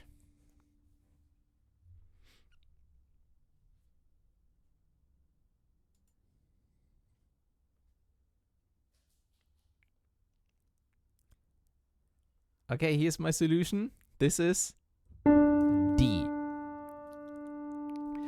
Okay, great. So, that was a first small exercise to find the notes on the piano. You should know there are more tips and tricks, and you can learn a lot when it comes to notes. We will cover some tricks in the next lessons, but also if you're interested in much more, yeah, I'll link some resources in the description below the video. But great, you did it. The next day, the next lesson, it was a small exercise. You can be very proud of yourself, and I'm looking forward to see you tomorrow. Welcome to day 17. You can see I still have the notes from yesterday here. And that has a reason, because I want to go on with a second very important thing. Yesterday we were talking about the pitch of a note, if it's a high note or a lower note. Yeah, and also some basic stuff. But we also do have rhythm and timing. And it all starts with the beginning of the line. Yesterday we had a look at the cleaves, but we have one more information. And this is here our measurement. We have a 4/4 bar. And this is the case with most of the songs. Sometimes we have different, but what it means is the top 4, unfortunately I can't make it orange. The top 4 says that we count till 4. And we count till 4 in a very consistent timing, like 1, 2, 3, 4. 1, 2, 3, 4. It needs to be steady, not like 1, 2, 3, 4, 1. It's like 1, 2, 3, 4. Yeah. So, and the lower 4 says that we count quarter notes. And this is how a quarter note looks like. The note that we had yesterday.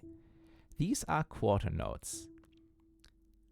And this is just a definition. Yeah, there's not more to understand. This is only where we start. When we count quarter notes, we count these notes, and this is like probably the most popular.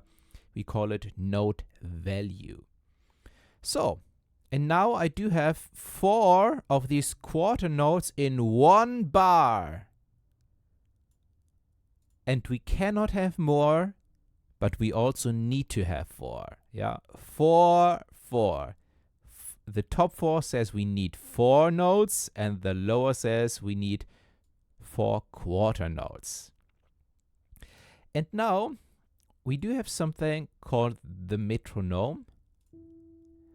It's a click, and you can hear the click now. And this is my 1, 2, 3, 4. 1, 2, 3, 4. So I highly recommend getting a metronome. You can probably also go online and search for a metronome online, and you get this click, which is a very steady and consistent click. And this is the heartbeat of our song. Yeah, all music has a heartbeat. And this is our metronome. And in the metronome, I have to say, hey, I want to play 4 quarters, like here. And I can give it a speed, like how fast I want to do this. Yeah, for example, what we just heard was the tempo 62. That means we have 62 beats per minute.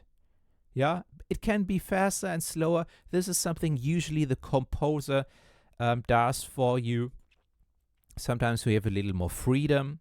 Yeah, but in general, we get this information, the measurement at the beginning and also the tempo from the composer of a song. Okay, so, and then we have the metronome, and we just turn it on after having the settings, yeah, and then we hear this click, and this is the heartbeat of the song. And this is very important to understand and to read rhythm. So, in this case, we have quarter notes, yeah, like 1, 2, 3, 4. And we play one note exactly with the metronome, like 1, 2, 3, 4. Yeah, this is what these notes say. So, we do have other note types, and these are 8th note. 1 and 2/8 note are the same as 1 quarter note. Yeah, so these two are the same as 1. Yeah, that means we can use double the notes. 1, 2, 3, 4. 1, 2, 3, 4. And now our bar is full.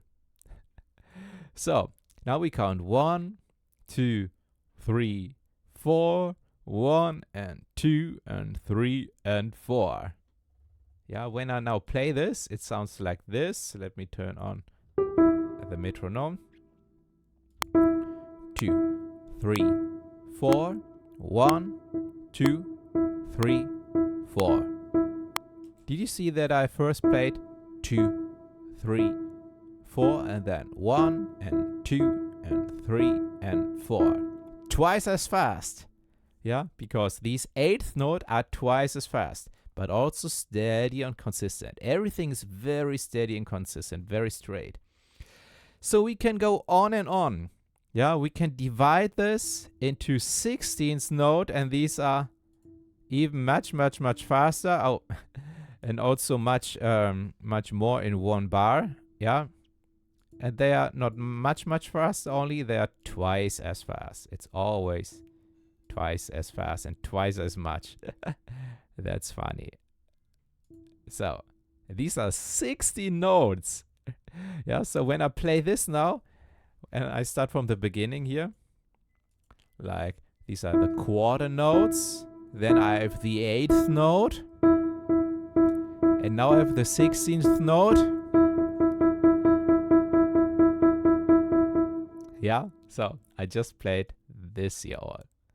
And in theory, there is no ending. Yeah, it can go from 16th note to 32th note and 64th note and so on. In general, we don't have to, it won't be too crazy. But we have the opposite. We have half notes. And we only have 2 of them because they are twice as long. So one of these guys is like 2 of the quarter notes. And that means when I play this bar, it's 1, I stay for 2, and then 3, and I stay for 4. 1, 2, 3, 4.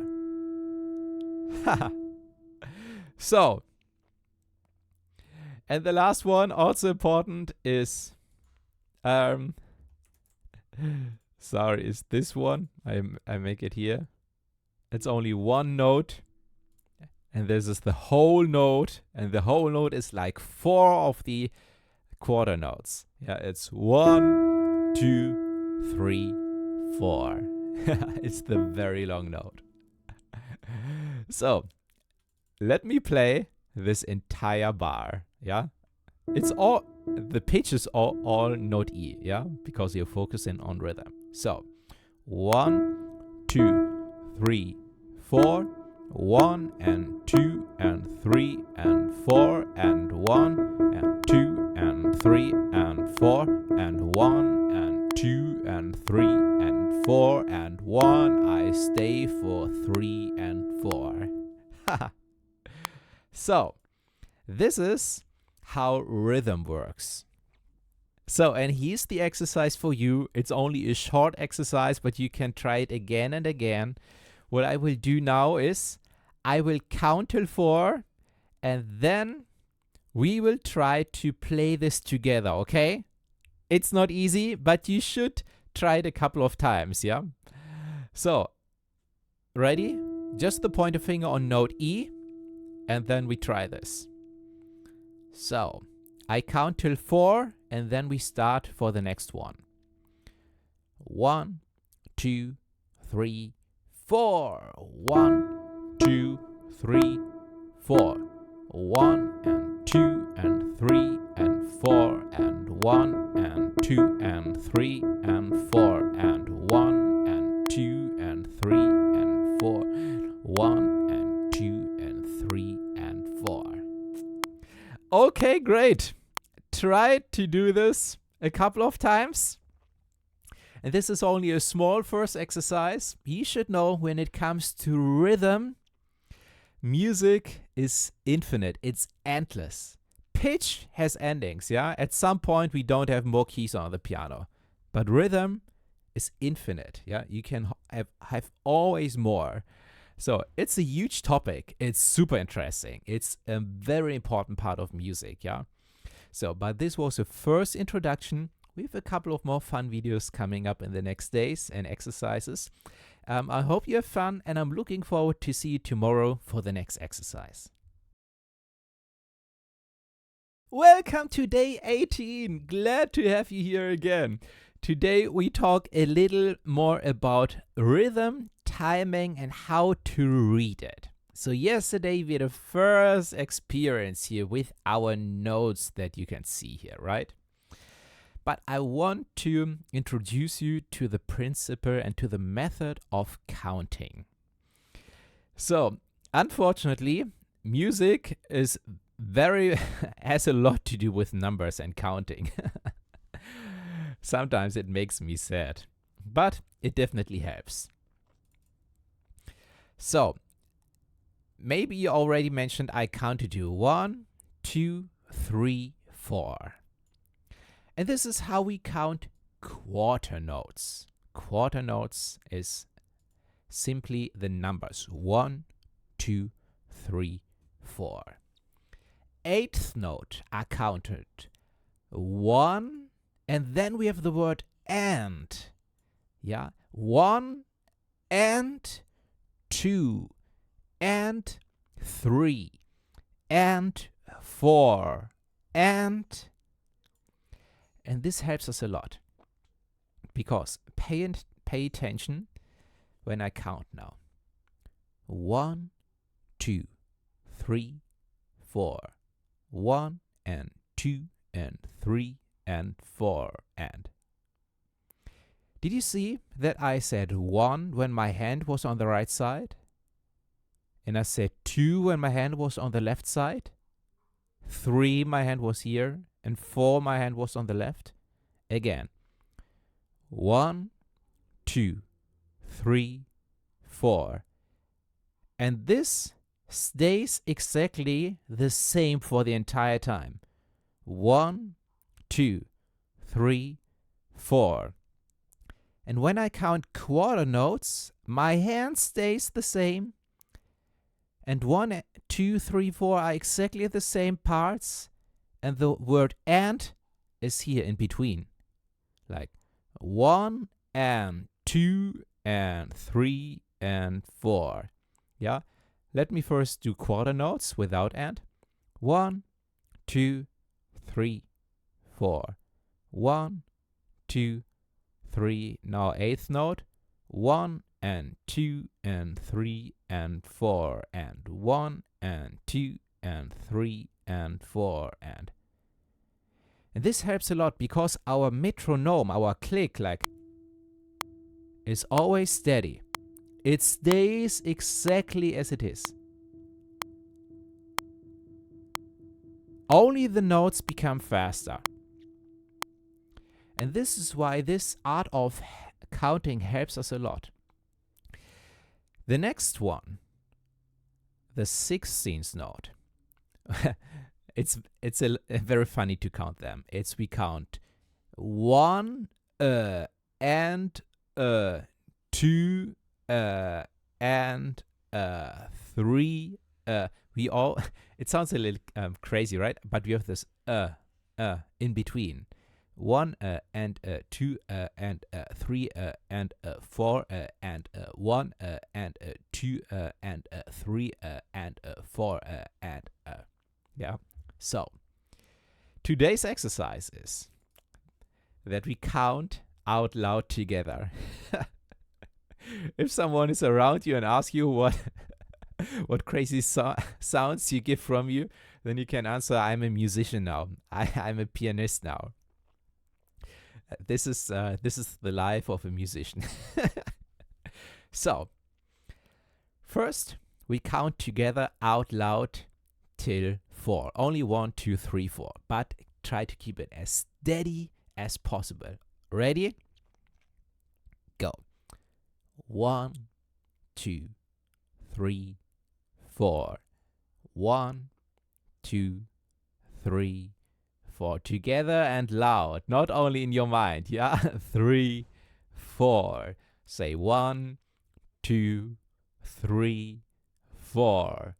1, 2, 3, 4. Okay, the next one is now we say 1 and 2 and 3 and 4. Ready?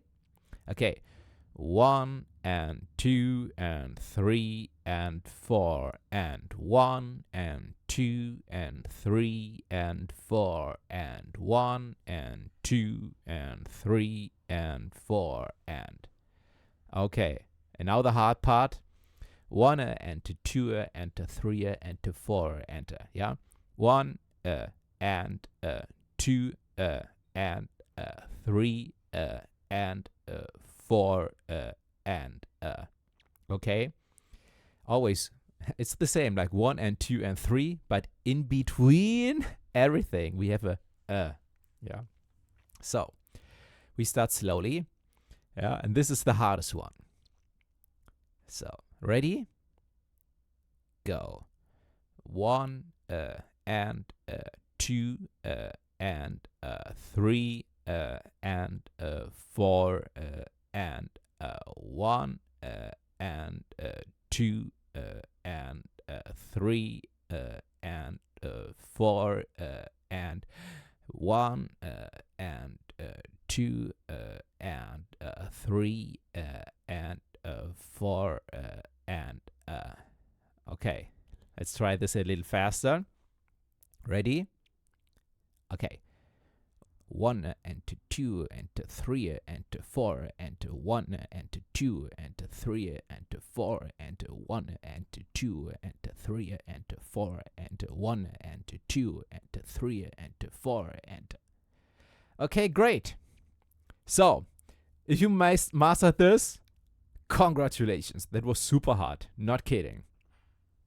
But this gives you a glimpse how it will be to read sheets and rhythm, but it will be easier and faster over time, I promise. So, last, I want to invite you to try this now with the notes only here, until here. That we play the E while we count. And I want to show you how it works for first round, and then we do it together. So ready? It sounds like 1, 2, 3, 4, 1 and 2 and 3 and 4 and 1 and 2 and 3 and 4 and that's it. So when you master this, you probably made 10, maybe 100 times more than most piano students at the beginning when it comes to reading sheets. It will help you tremendously in the future. So let's try this. Ready? And 1, 2, 3, 4. 1 and 2 and 3 and 4 and 1 and 2 and 3 and 4 and wow. Congratulations. Try this again. Oh, congratulations only because you tried it, because you were brave enough and you're still here, and that's great. You can be really, really proud. Try this again a couple of times now for 5 till 10 minutes to get a feeling, and you even can feel this in your body, the rhythm, when you really pay attention. So, and then I'm looking forward to see you tomorrow for the next lesson. Welcome to day 19. Today I have some tricks when it comes to reading sheet music and notes.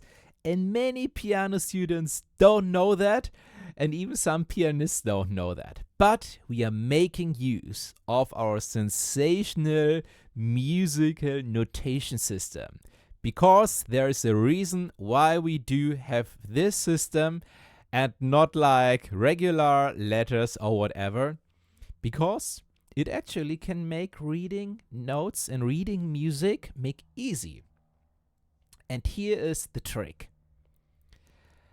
When we start with this note, or when we have a melody like this, let's say like this could be a melody, and then also what happens a lot is this, and then we could have this melody. It looks already like a complicated melody, but I have a trick for you in a second.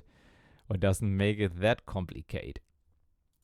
I actually do have 2 tricks that makes reading this melody much, much easier than it looks like. Because we have a lot of notes, right? And what most people do is They have a look at this note and they think, okay, wait, this is, let's have a look. This is G.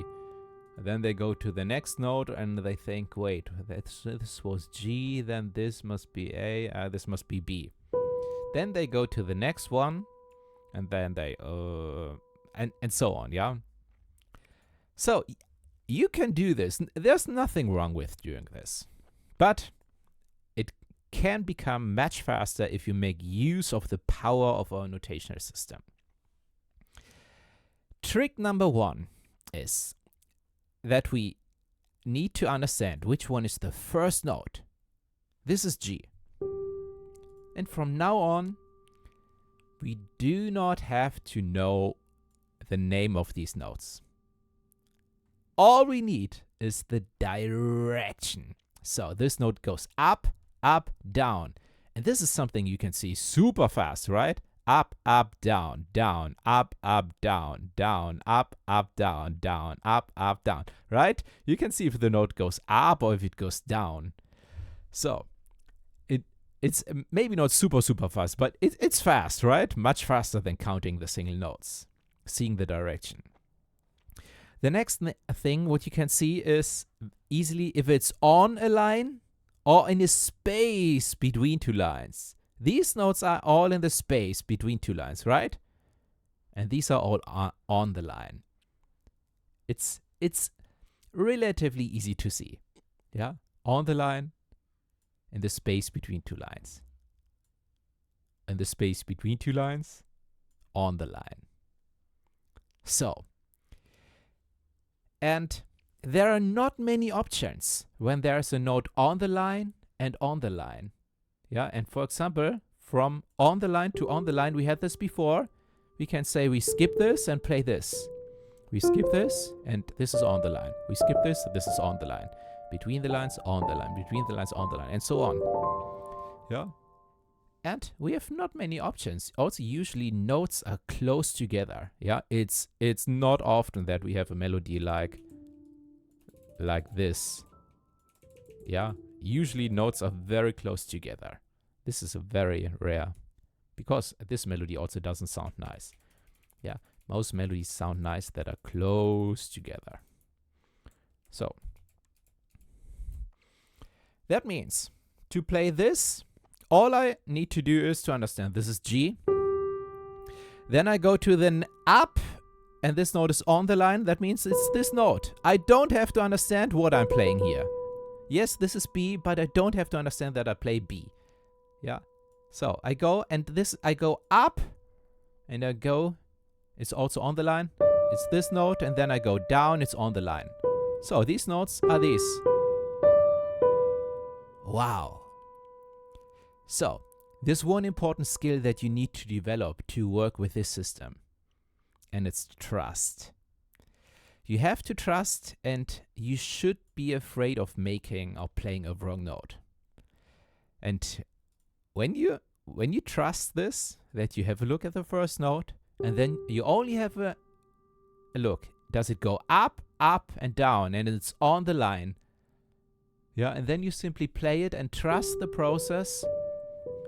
Chances are high you will make a lot of mistakes at the beginning, but over time you will become a great sight reader. Yeah, and you will be able to read sheet music fast. So, and this alone could help us now play this entire line fast. If there wouldn't be another second superpower. In music, we have a lot of repetitions. Yeah, and it's not rarely when I have a look at this bar and have a look at this bar and try to compare it, high level, yeah, not the details. Does it look similar? You know what? This entire line looks similar, right? In some way. It's not everything the same, but yeah, it looks similar, yeah? But when we compare this to this bar, yes, it's exactly the same. These two notes. So this, when I compare this to this, would you say it's the same? It's not the same, but it's similar. Yeah, because here we are in the space of 2 lines. Yeah, and here we are on the line. Yeah, so we need to pay attention to the first note here. We go from on the line to the space between 2 lines. And this is always the next white note. Yeah. And then we have the same system as before. Yeah. Up, up, down. This bar is exactly the same like this. So, and the last bar is exactly the same like the first 2. Yeah, so in reality, we only have 2 different bars. Yeah, but they are repeated again and again. So, if someone would have tell me this when I was 16 or 13 or so, oh my gosh, that would be a huge help. Yeah, music is all about repetitions. And you can see this all over in music. So, and this will help also a lot, yeah, with reading sheet music. And it makes it much more accessible. So, here's our exercise for today. And I want to be honest, it's super, super hard. Because now we play this melody, we hear the click, but we hear it slow. 3, 4. 1, 2, 3, 4. This is our tempo, our speed. And we try to play these notes, okay? Right now. No worries about making a mistake. You should know it's super, super hard for a beginner, yeah? But we should do this, and you should experience this, because when you experience this now, you are ahead like of 99.999 of all piano students just by trying it and experiencing it. It's very important to be comfortable with making mistakes also. Yeah, of course, we want to avoid making mistakes on the long run, but for the first try, yeah, it's totally normal to fail. So let's try this. The first note is G. We play it with our thumb, and then we try to play this entire line using the tips that we just provided. Trust. Yeah, trust is a very important part. So, 1, 2, 3, 4, and 1, 2, 3, 4, 1, 2, 3, 4, 1, 2, 3, 4, 1, 2, 3, 4, 1, 2, 3, 4. Wow! Hey, that was awesome! Only because you tried it. Really, congratulations! Wow, you can be super, super proud. You can try this now again and again. Yeah, I recommend this. Try this at least now for 3 or 5 times after I'm finishing this today's lesson. And yeah, and that's it. You should know that was a small introduction in the world of sheet music. There are so many things when it comes to sheet music. Yeah, for example, we only covered white keys. Of course, we have sharp and flat notes. These are our black keys. We have many, many additional signs in music when it comes to this. Again, I link you some resources in the description below. But other than that, I hope you have fun, you enjoy a little the process. We covered very important basics when it comes to sheet music, yeah? So you should know there's much more to discover, but the most important basics, yeah, is we cover them all. So, thanks so much for being here. I really appreciate it. Enjoy now practicing this exercise again, and I'm looking forward to see you tomorrow for the next lesson. Welcome to the bonus chapter, additional tips and advanced techniques, and as part of this chapter, I also have a summary to summarize everything what we had in this video, and I'm sure that it will make much more sense, how everything works together and what you can do with this now. Because this course is a very comprehensive course of a lot of parts of music, and you can imagine the world of music is huge, it's infinite, it's endless. That's the beauty of it. And this video covered primers of all different parts, and I will summarize them as part of this chapter so that you can understand how it helps you to make music, no matter if it's piano music, classical music, soundtracks, popular soundtracks for movies, pop songs, and so on, or jazz, so many things. So this will be part of this module. But first, let's start with day 20. And day 20 is about playing both hands at the same time, because this is one of the biggest challenges when it comes to playing the piano, especially when the hands do something independent. For example, when they play together like this. This is on the easier side. I don't say that it's super easy because we have the weak fingers, and this can also be a challenge. But when we play something a little more comprehensive,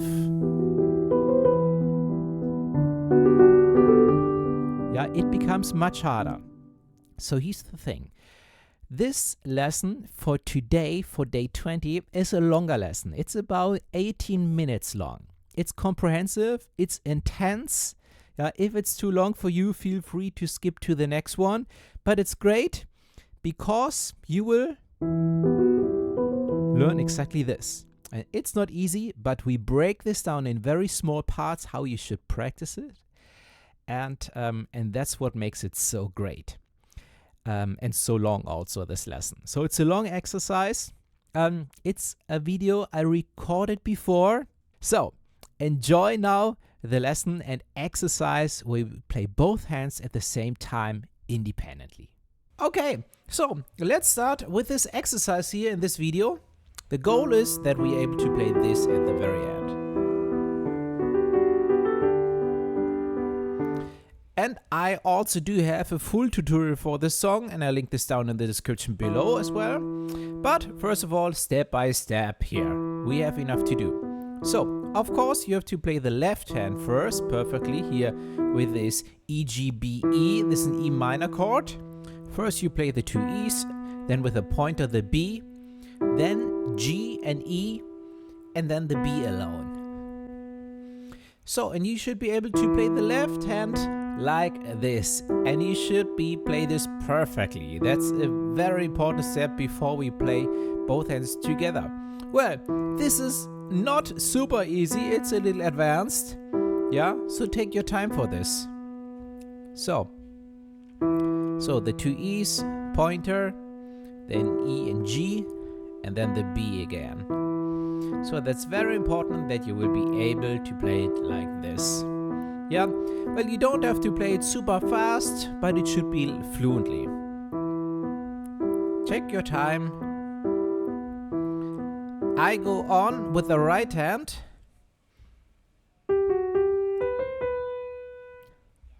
Here we have with the thumb the G, and the pointer goes on the F sharp with the thumb back to the G. And then here with the ring finger, so that was the first part, G, F sharp, G. And then here with the ring finger, B, pinky C, and back to B. Also, that's a little challenging because these two are weak fingers, ring finger and pinky. But that's the right hand. You should be able to play this very well as well. So now we have the real challenge. And let me show you how small we break this down. The left hand plays the both E's. The right hand prepares that she plays the G with the thumb. And when she does this, the left hand pointer plays B. Okay, and that's the first practice part. Only the first two E's, and then pointer and thumb. So, That's a very small practice part, and this is how it works. So, and then, you are able to play the two E's and the B and the G. It's not super easy, of course. It has to do how long you played, which experience you have. Yeah, but repeat this again and again and again and again. And that's the way to do it. Okay, then we go on. We add the F sharp with a pointer.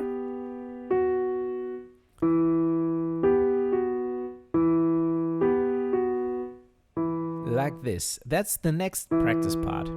Both E's, then G and B, and with a pointer F sharp.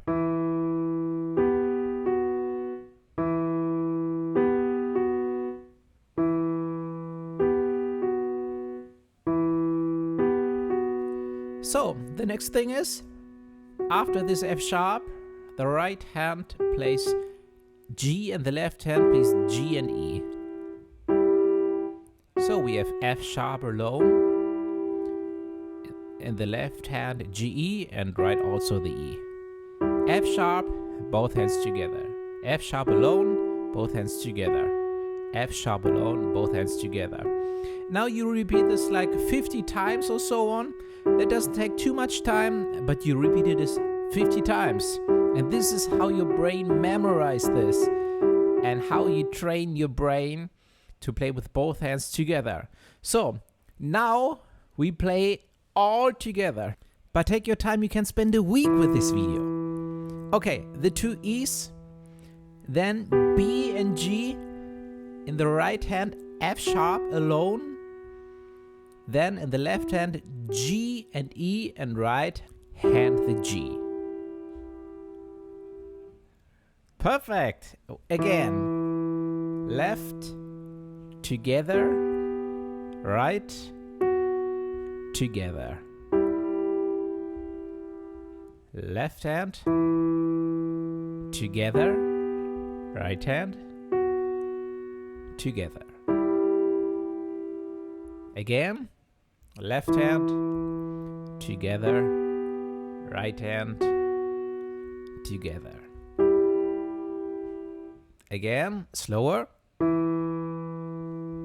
Now together, B and G. Right hand F sharp alone. Left hand E and G, and right hand G. So, these are even slower. This is how it works.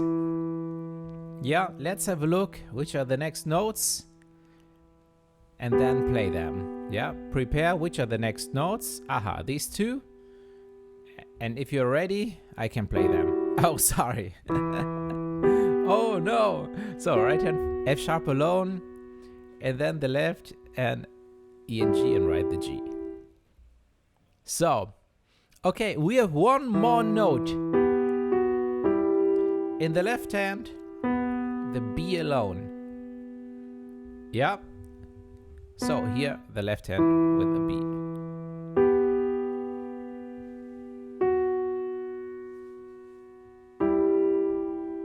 So on the left hand, B. Again, very slow, even slower.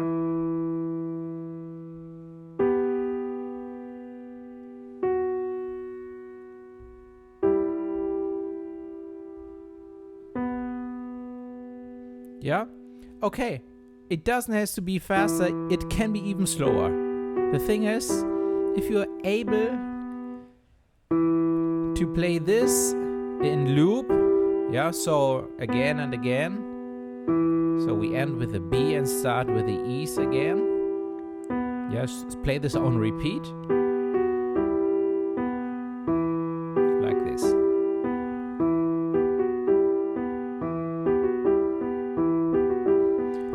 Yeah, then you can become faster. Yeah, when you play this on repeat. Yeah, you don't have to be so fast. The piece isn't even that fast. Yeah, okay, so alright, that's the practice part. And of course, we will break it down in such a small part, yeah? These are the small steps we need to go. and that are also possible to make. That's great. Yeah, and you can really spend a week just with this video. I'm not kidding. Okay, so then we go on here with the right hand. When the left hand plays the B, when we play this on repeat, I played the B alone, but when we play the B in the left hand, we also play another note when we go on. Then the ring finger plays also the B. And then the C alone, so we play the both B's together, left hand, right hand B, and the right hand the C. The two B's and this C, that's the next practice part. C alone.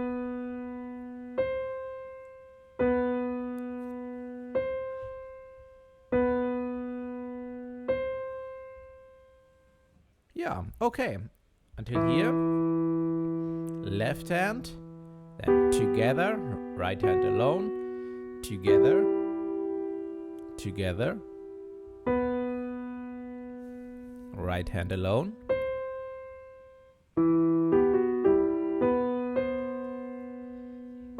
and after the C, we have the B and E and G in the left hand. So that means we have here B and B, and the right hand then C alone. When the right hand goes back to the B, and the left hand plays E and E. Yeah, as at the beginning. So again, so we have B and B, C alone. And when the right hand plays the B in the right hand, we have E and E in the left hand. Again, B, C, right hand alone. Both hands, right hand the B and the both E's in the left hand. So that's the next practice part. B, the both B's at the same time, the C alone in the right hand, back to the B and the left hand the both E's. Take your time. Together, right, together. Again a little slower. Together, right hand, together. Again.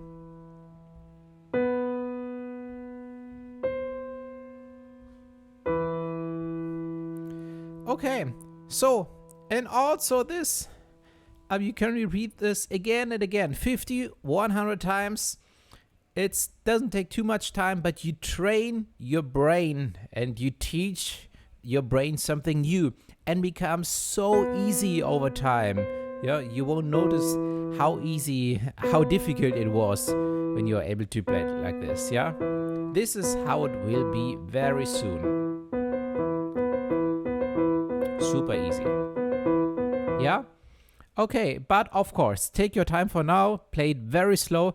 That's super fine. Your brain still learns this. Yeah, it's the reps. Yeah, you have to put in the reps. No, it's the repetition. Yeah. So much slower. That's totally fine. Okay, so that's the next practice part. If you did this a lot of times, we can play everything together. So we already had this. Yeah. I don't know when you started with this video, if everything was today or maybe already a week ago. Yeah, then you can go on here with today's part, C alone, B and the both E's. And that's another challenge, yeah, to bring both practice parts together now.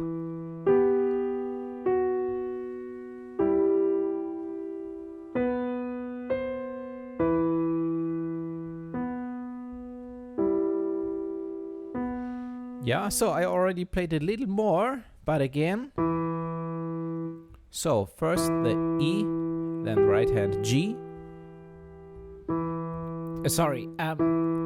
In the left hand the E's alone, then B and G alone, F sharp alone, back to G, G and E, now both B's, the C and the right hand alone, and back to the B in the right hand, and the left hand plays the both E's. Yeah, and also that slow. Left, together, right hand alone to the F sharp, right hand goes to G, and the left hand G and E. Right hand on the B, and left hand also B with a pointer. Right hand on C, pinky, back to B, in the left hand plays E and E. Thumb and pinky.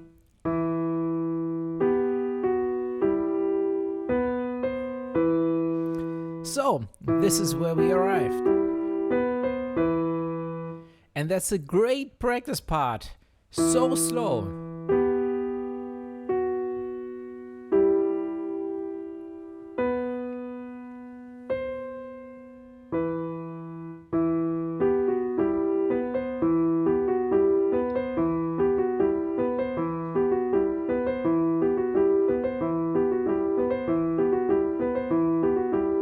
Yeah.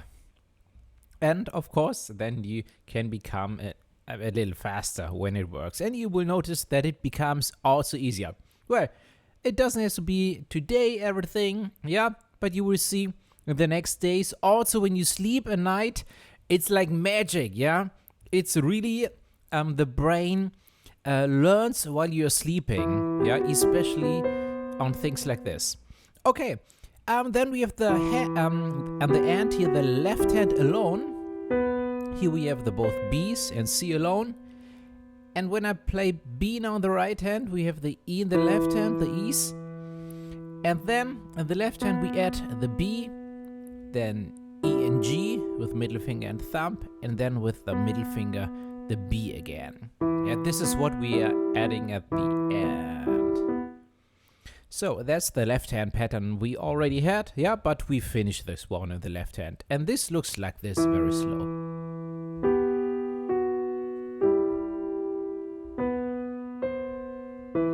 Left, left, left, left. And from start.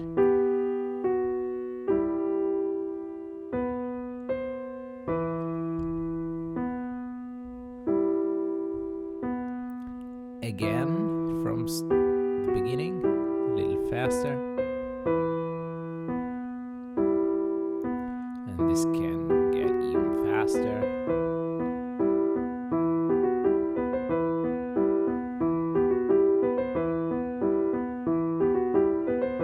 Okay, great. Yeah, at this, yeah, when we go on playing the song, yeah, where the left hand changes here, the E's go to the D's, and the melody in the right hand changes. But as I mentioned before, I have a very comprehensive piano tutorial for this piece, Continue autre été, linked in the description. Well, thank you so much, of course, for being here, and see you in the next lesson. Welcome to day 21. And this is a summary of the entire course, yeah? Well, not of the entire course, but how everything works together. Because tomorrow is day 21, and then there we will have a great exercise and one trick that allows you to play almost all your favorite songs quickly. But so that you understand how this works, I give you a summary today. So, let's start. Every song starts with a scale. When a composer writes a song, no matter if it's Beethoven, Mozart, Beatles, the Eagles, or Taylor Swift, or even Eminem, or popular rap, pop music, jazz music, it all starts with a scale. And either a major or a minor scale. So, a composer can choose to write a song in the scale of C major. We had this scale before. Some composers choose, okay, I write in minor, because I want my song be a little more melancholic and sad and thoughtful and so on. I have to say, some composers do this like very conscious, deliberate. They know exactly, okay, this should be in major. And some do this like a lot of very popular composers have no background in music theory, yeah, and they do this by their intuition, yeah. So subconsciously they just write something, but no matter how they do it, it's either major or minor. So let's say a composer choose a major scale,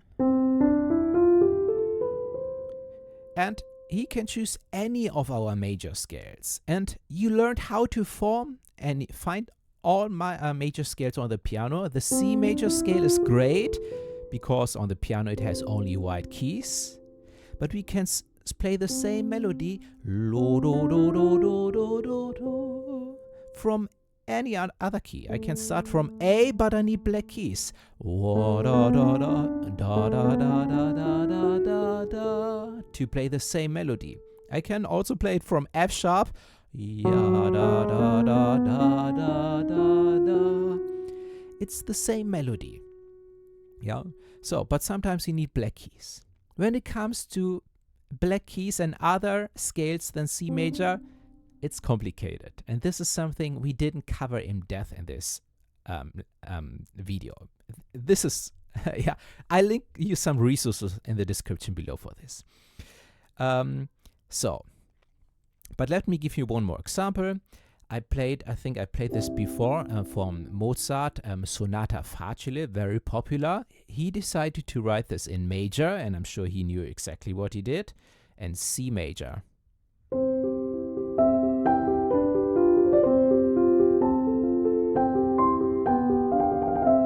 Sorry, I made a small mistake, but I can play the song from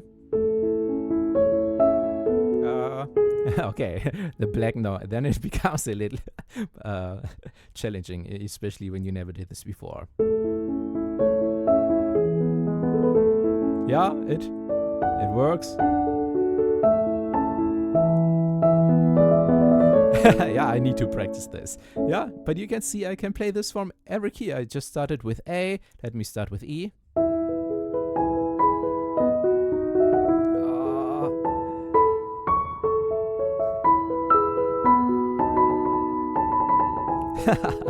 Yeah, I really never did this before. So, but you can play every song in all 1, 2, 3, 4, 5, 6, 7, 8, 9, 10, 11, 12 different keys. We have 12 different keys at the piano. So, Mozart composed the song in the scale of C major. And I just played it also in A major and E major. So, everything is based on a scale. Let's go back to C major. Our scale does not have 12 different keys. These are all keys we have on the piano. A scale has less keys, only 7. And note number 8 is the first one again. Yeah, then it repeats everything. So that means we can play nearly all songs with only 7 different notes. And yes, I can play a lot of songs, thousands, tens of thousands songs, using only white keys. Yeah, I need to translate them. I need to play them all in the key of C major. That's also a little challenging, but probably you can see I'm only using white keys. That means these are only 7 different ones. Yeah, and Mozart again.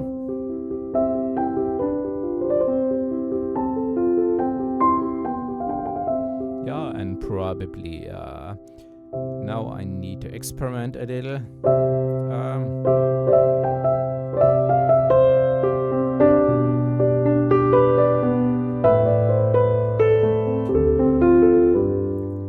Or what else can I play? Maybe something from Taylor Swift.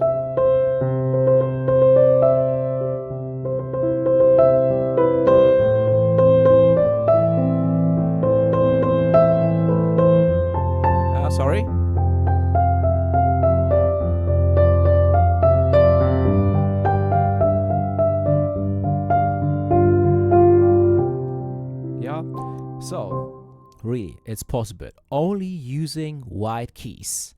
I do have a video in my piano crash course that I will also link you down in the description, where I play a lot of songs, only using white keys. Yeah, that was only very spontaneous, just to give you an example. So, that means everything is based on the scale. The next step that we do have on top of our scale are chords. And from each of these 7 notes, we do have a chord. Yeah, and all we do is we play this note with a thumb and have our hand positioned like this. And this is the root position of any chord. And we have 1, 2, 3, 4, 5, 6, 7 chords. We don't need chord number 7 in most cases, only 6 different chords. And chords are so powerful, and we covered this only slightly yet, but I do have a bonus lesson at the very end of this video that will cover left hand pattern. So, and this will make music very beautiful and very great, because the melody is always very close to chords, and then we can play a left hand pattern. Sorry.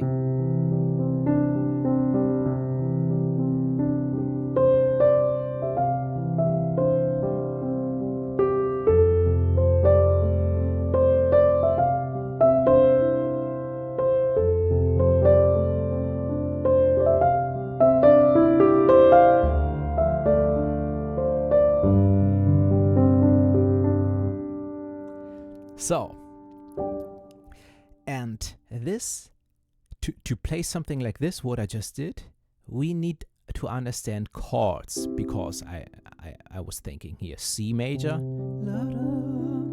an F major chord, again the C major chord, yeah, and this is why we have chords as part of our scale. Chords form the basis of the melody, of the left hand pattern, and so that everything makes sense. But you may say, hey, wait, the chords here look different what you did in the left hand. And you are right, because the left hand plays something called inversions, or also voicings. And that means when we have the chord C, the note C, E, G of a chord, I can bring the C up, yeah, and remember, these are the chord inversions. I can bring the E up, and this is all the C major chord, but in different forms. Yeah, and when I go one step further, yeah, I can double the C. I play it here and here. I play it also here, and then this is also the C major chord. And then I can go further. I can also double the E here, the C. This is hard to play, but also this is a C major chord. So the possibilities of chords alone are endless and huge. But let's keep it like this for now. What you need to understand, we have scales first. On top, we have chord that help us play a beautiful left-hand pattern, help us understand and learn the melody faster. And yeah, at the end of the day, this is how music works. And when I have, and let me show you the melody, an example for the melody as well.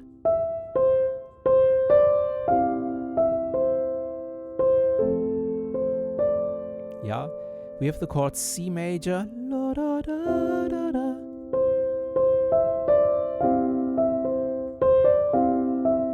Yeah, and I played 1, 2, 3, 4, 5 notes, and 3 of the 5 notes were part of the chord, and the other 2 notes are very close to it. The melody is also always very close to chords. So, this is how music works. You don't have to understand and do everything like this, yeah? There's some practice left, but you will get there. Long story short, we covered a lot, yeah? But at the end of the day, this is everything. And then we can write this down using notes and sheet music. But at the end of the day, this is only what we will write down. The real magic happens on the keys. Yeah, sheet music is great. I love to read sheets. I love to be able to read sheets. Yeah, but in many cases, we don't need sheet music. We can only focus on scales and chords. And this is what we will do tomorrow, our final day. We have one trick that will allow you to play almost all your favorite song quickly using chords. Welcome to the final lesson, and yes, this is already a bonus lesson. So I have 2 bonus lessons, this one and the next one. But the big finally is here. Yeah, the showdown is this one. So today you will learn a trick how you can play almost all of your favorite songs quickly.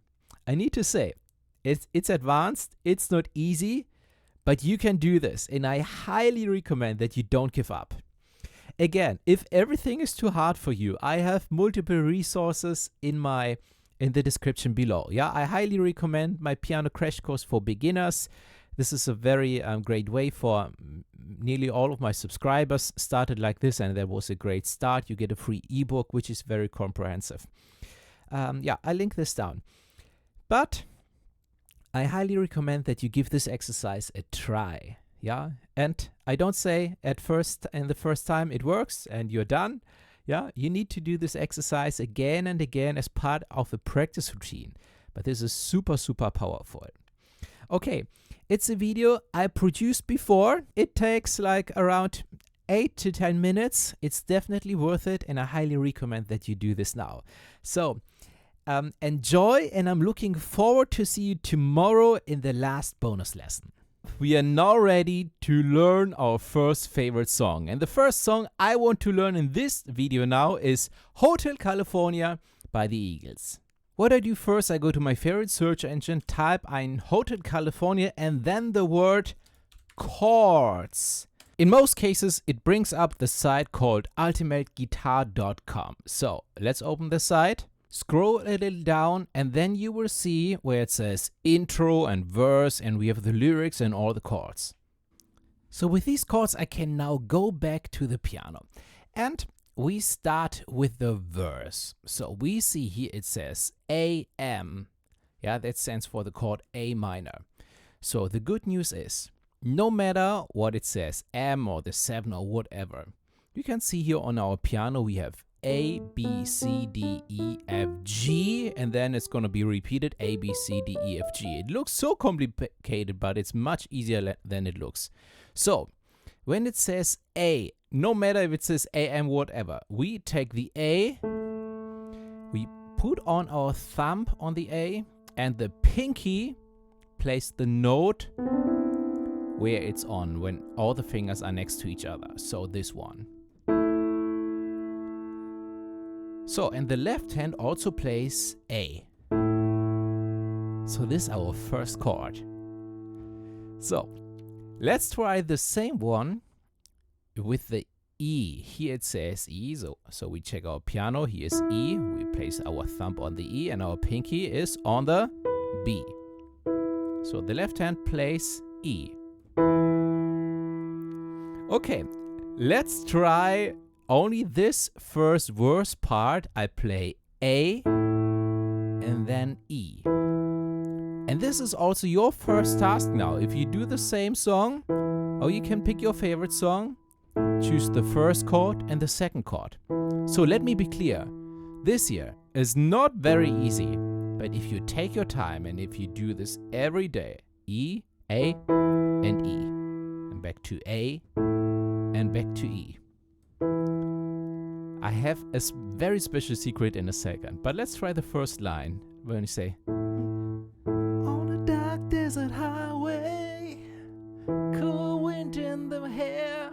So, great, ignore my singing, but this is how it works. We can go on with the next chords for the next line, and then we have G, and D.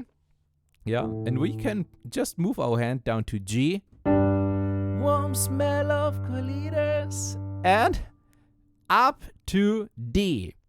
Rising up through the air. Yeah, and I could go on and on and on. But the task for you is now play A and E. Only the first two chords. Again and again. And the next task for you is play G and D. And this is G and D. G and D. Yeah, and you can go on and on and on with the next chords. Then we have F and C. And of course, the next exercise is to play all the chords. So again, let me be clear, this is not easy, but this is our practice routine. And here's the great thing about this practice routine. When you do this every day, you will notice a pattern. You will see things again and again and again and again. So this is actually a very complicated song. We have a lot of chords. You have a lot of chords, yeah? On a dark desert highway, cool wind in my hair, warm smell of collados, rising up through the air, and F, up ahead in the distance, I saw a shimmering light, and D, my head grew up heavy, then I had to stop for the night. And of course then we have chorus with F. Welcome to the Hotel California. 2, 3, 4. Such a lovely place. Such a lovely place. So, and here's the first pattern that we will notice. We have F and C, E and A. And we had this before, and also on the next line, F and C. You will notice when you do a song every day, you will become faster and faster with A, E, C, D, F, G, and A, and so on. And this way, you will learn a new song every day, maybe every other day, maybe every week, whatever. And you will learn the system behind everything. Because maybe you heard that chords are behind every major song, no matter if you play Für Elise, A minor, E, and A minor. Yeah.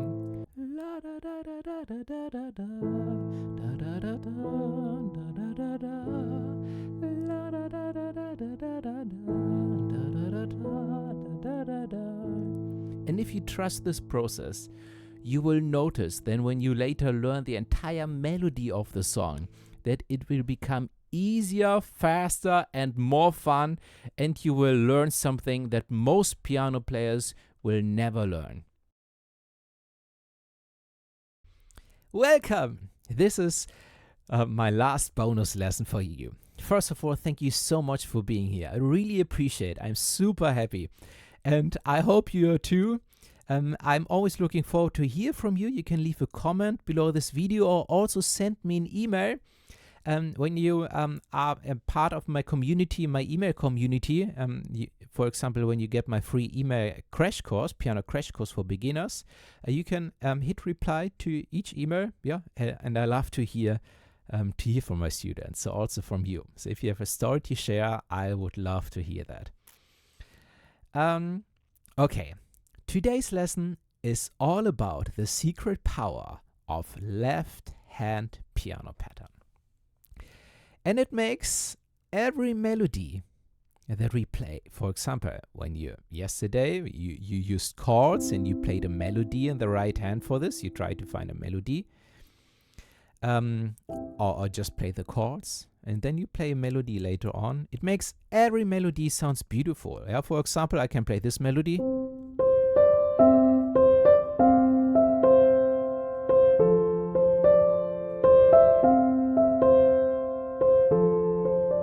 This is nice, but when I play,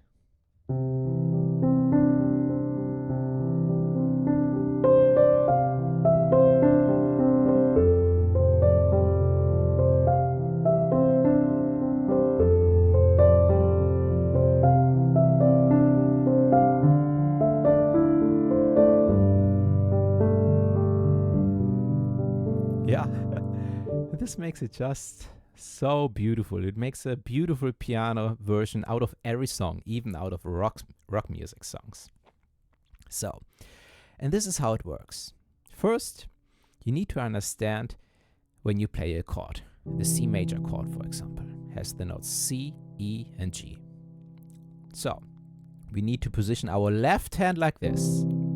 C, E, G, and here the C again. So, and this is the first exercise. Pinky, ring finger, pointer finger, thumb. Pinky, ring finger, pointer finger, thumb. C, E, G, C. So, I highly recommend that you repeat this now for 50 times. It can be super slow, but it's hard at the beginning. The pinky loves to go up and so on, yeah? So, this is part number 1, that you practice and repeat this again and again. Yeah, pause the video now and do this for 50 or 100 times. So, and it will take a couple of weeks until you can play it really fast. So, the next one is that the thumb goes one note up to D. We play pointer. Thumb goes down to C and pointer finger. So, D, G, C, G. Again. 3, 4. 3, 4. D, G, C, G, 3, 4. Yeah, so this is the next exercise. Repeat also this for 50 times. Now pause the video and repeat this for 50 times. Okay, and these are the 2 parts that we glue together. Number 1, up. Now the thumb goes up, D, G, C, G. And again.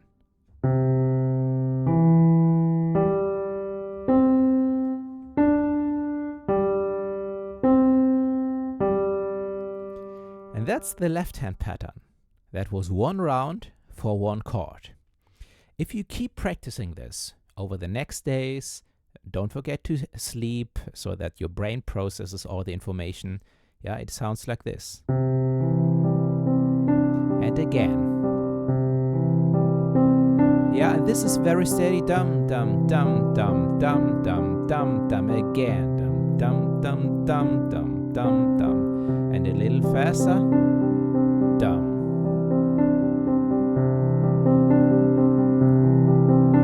Yeah. That was the C major chord.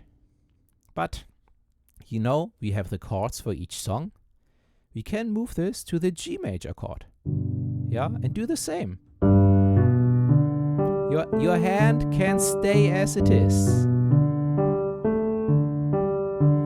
We can also move to the A minor chord, A, C, E. Yeah. Yeah, I play this 2 times. Now let's go to the F major chord.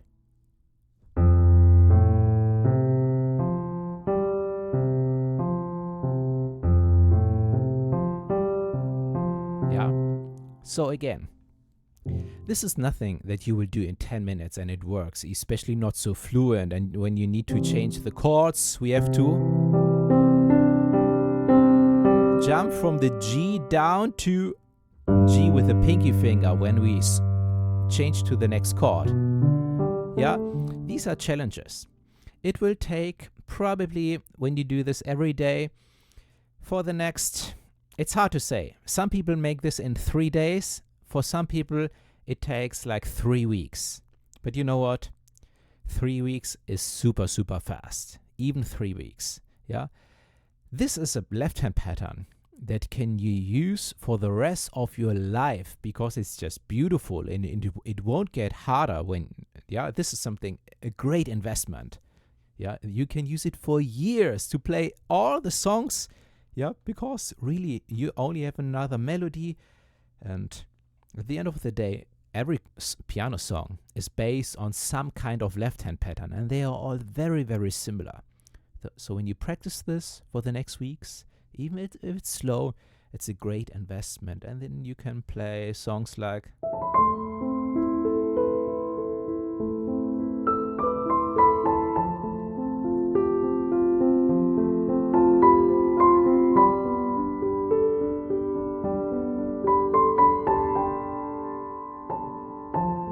yeah, sorry. That was a small improvisation. Yeah, that was no popular song. And how beautiful does it sound? Yes, it was a nice melody, but it was this magical left-hand pattern, the secret power on the piano. Alright, so I recommend that you practice this for the next couple of weeks. But what I also recommend, what you should do next. First, this video was a high-level overview. We said hello to some areas of music theory and piano. Yeah, but on my YouTube channel I have tutorials for specific songs that you can learn. Yeah, and with detailed instructions. I do have specific lessons where we go more in depth for each topic. And if you want to have really like the step-by-step guide, yeah, where you don't have to search and what's the best way to go on, I have these courses on my website werdemusiker.com. There are free courses, but also paid courses. So all these resources are in the video description below this video. You find the other YouTube videos and also the courses on my website. I really appreciate you being here. Thank you so much, and I'm looking forward to see you very soon in the next video.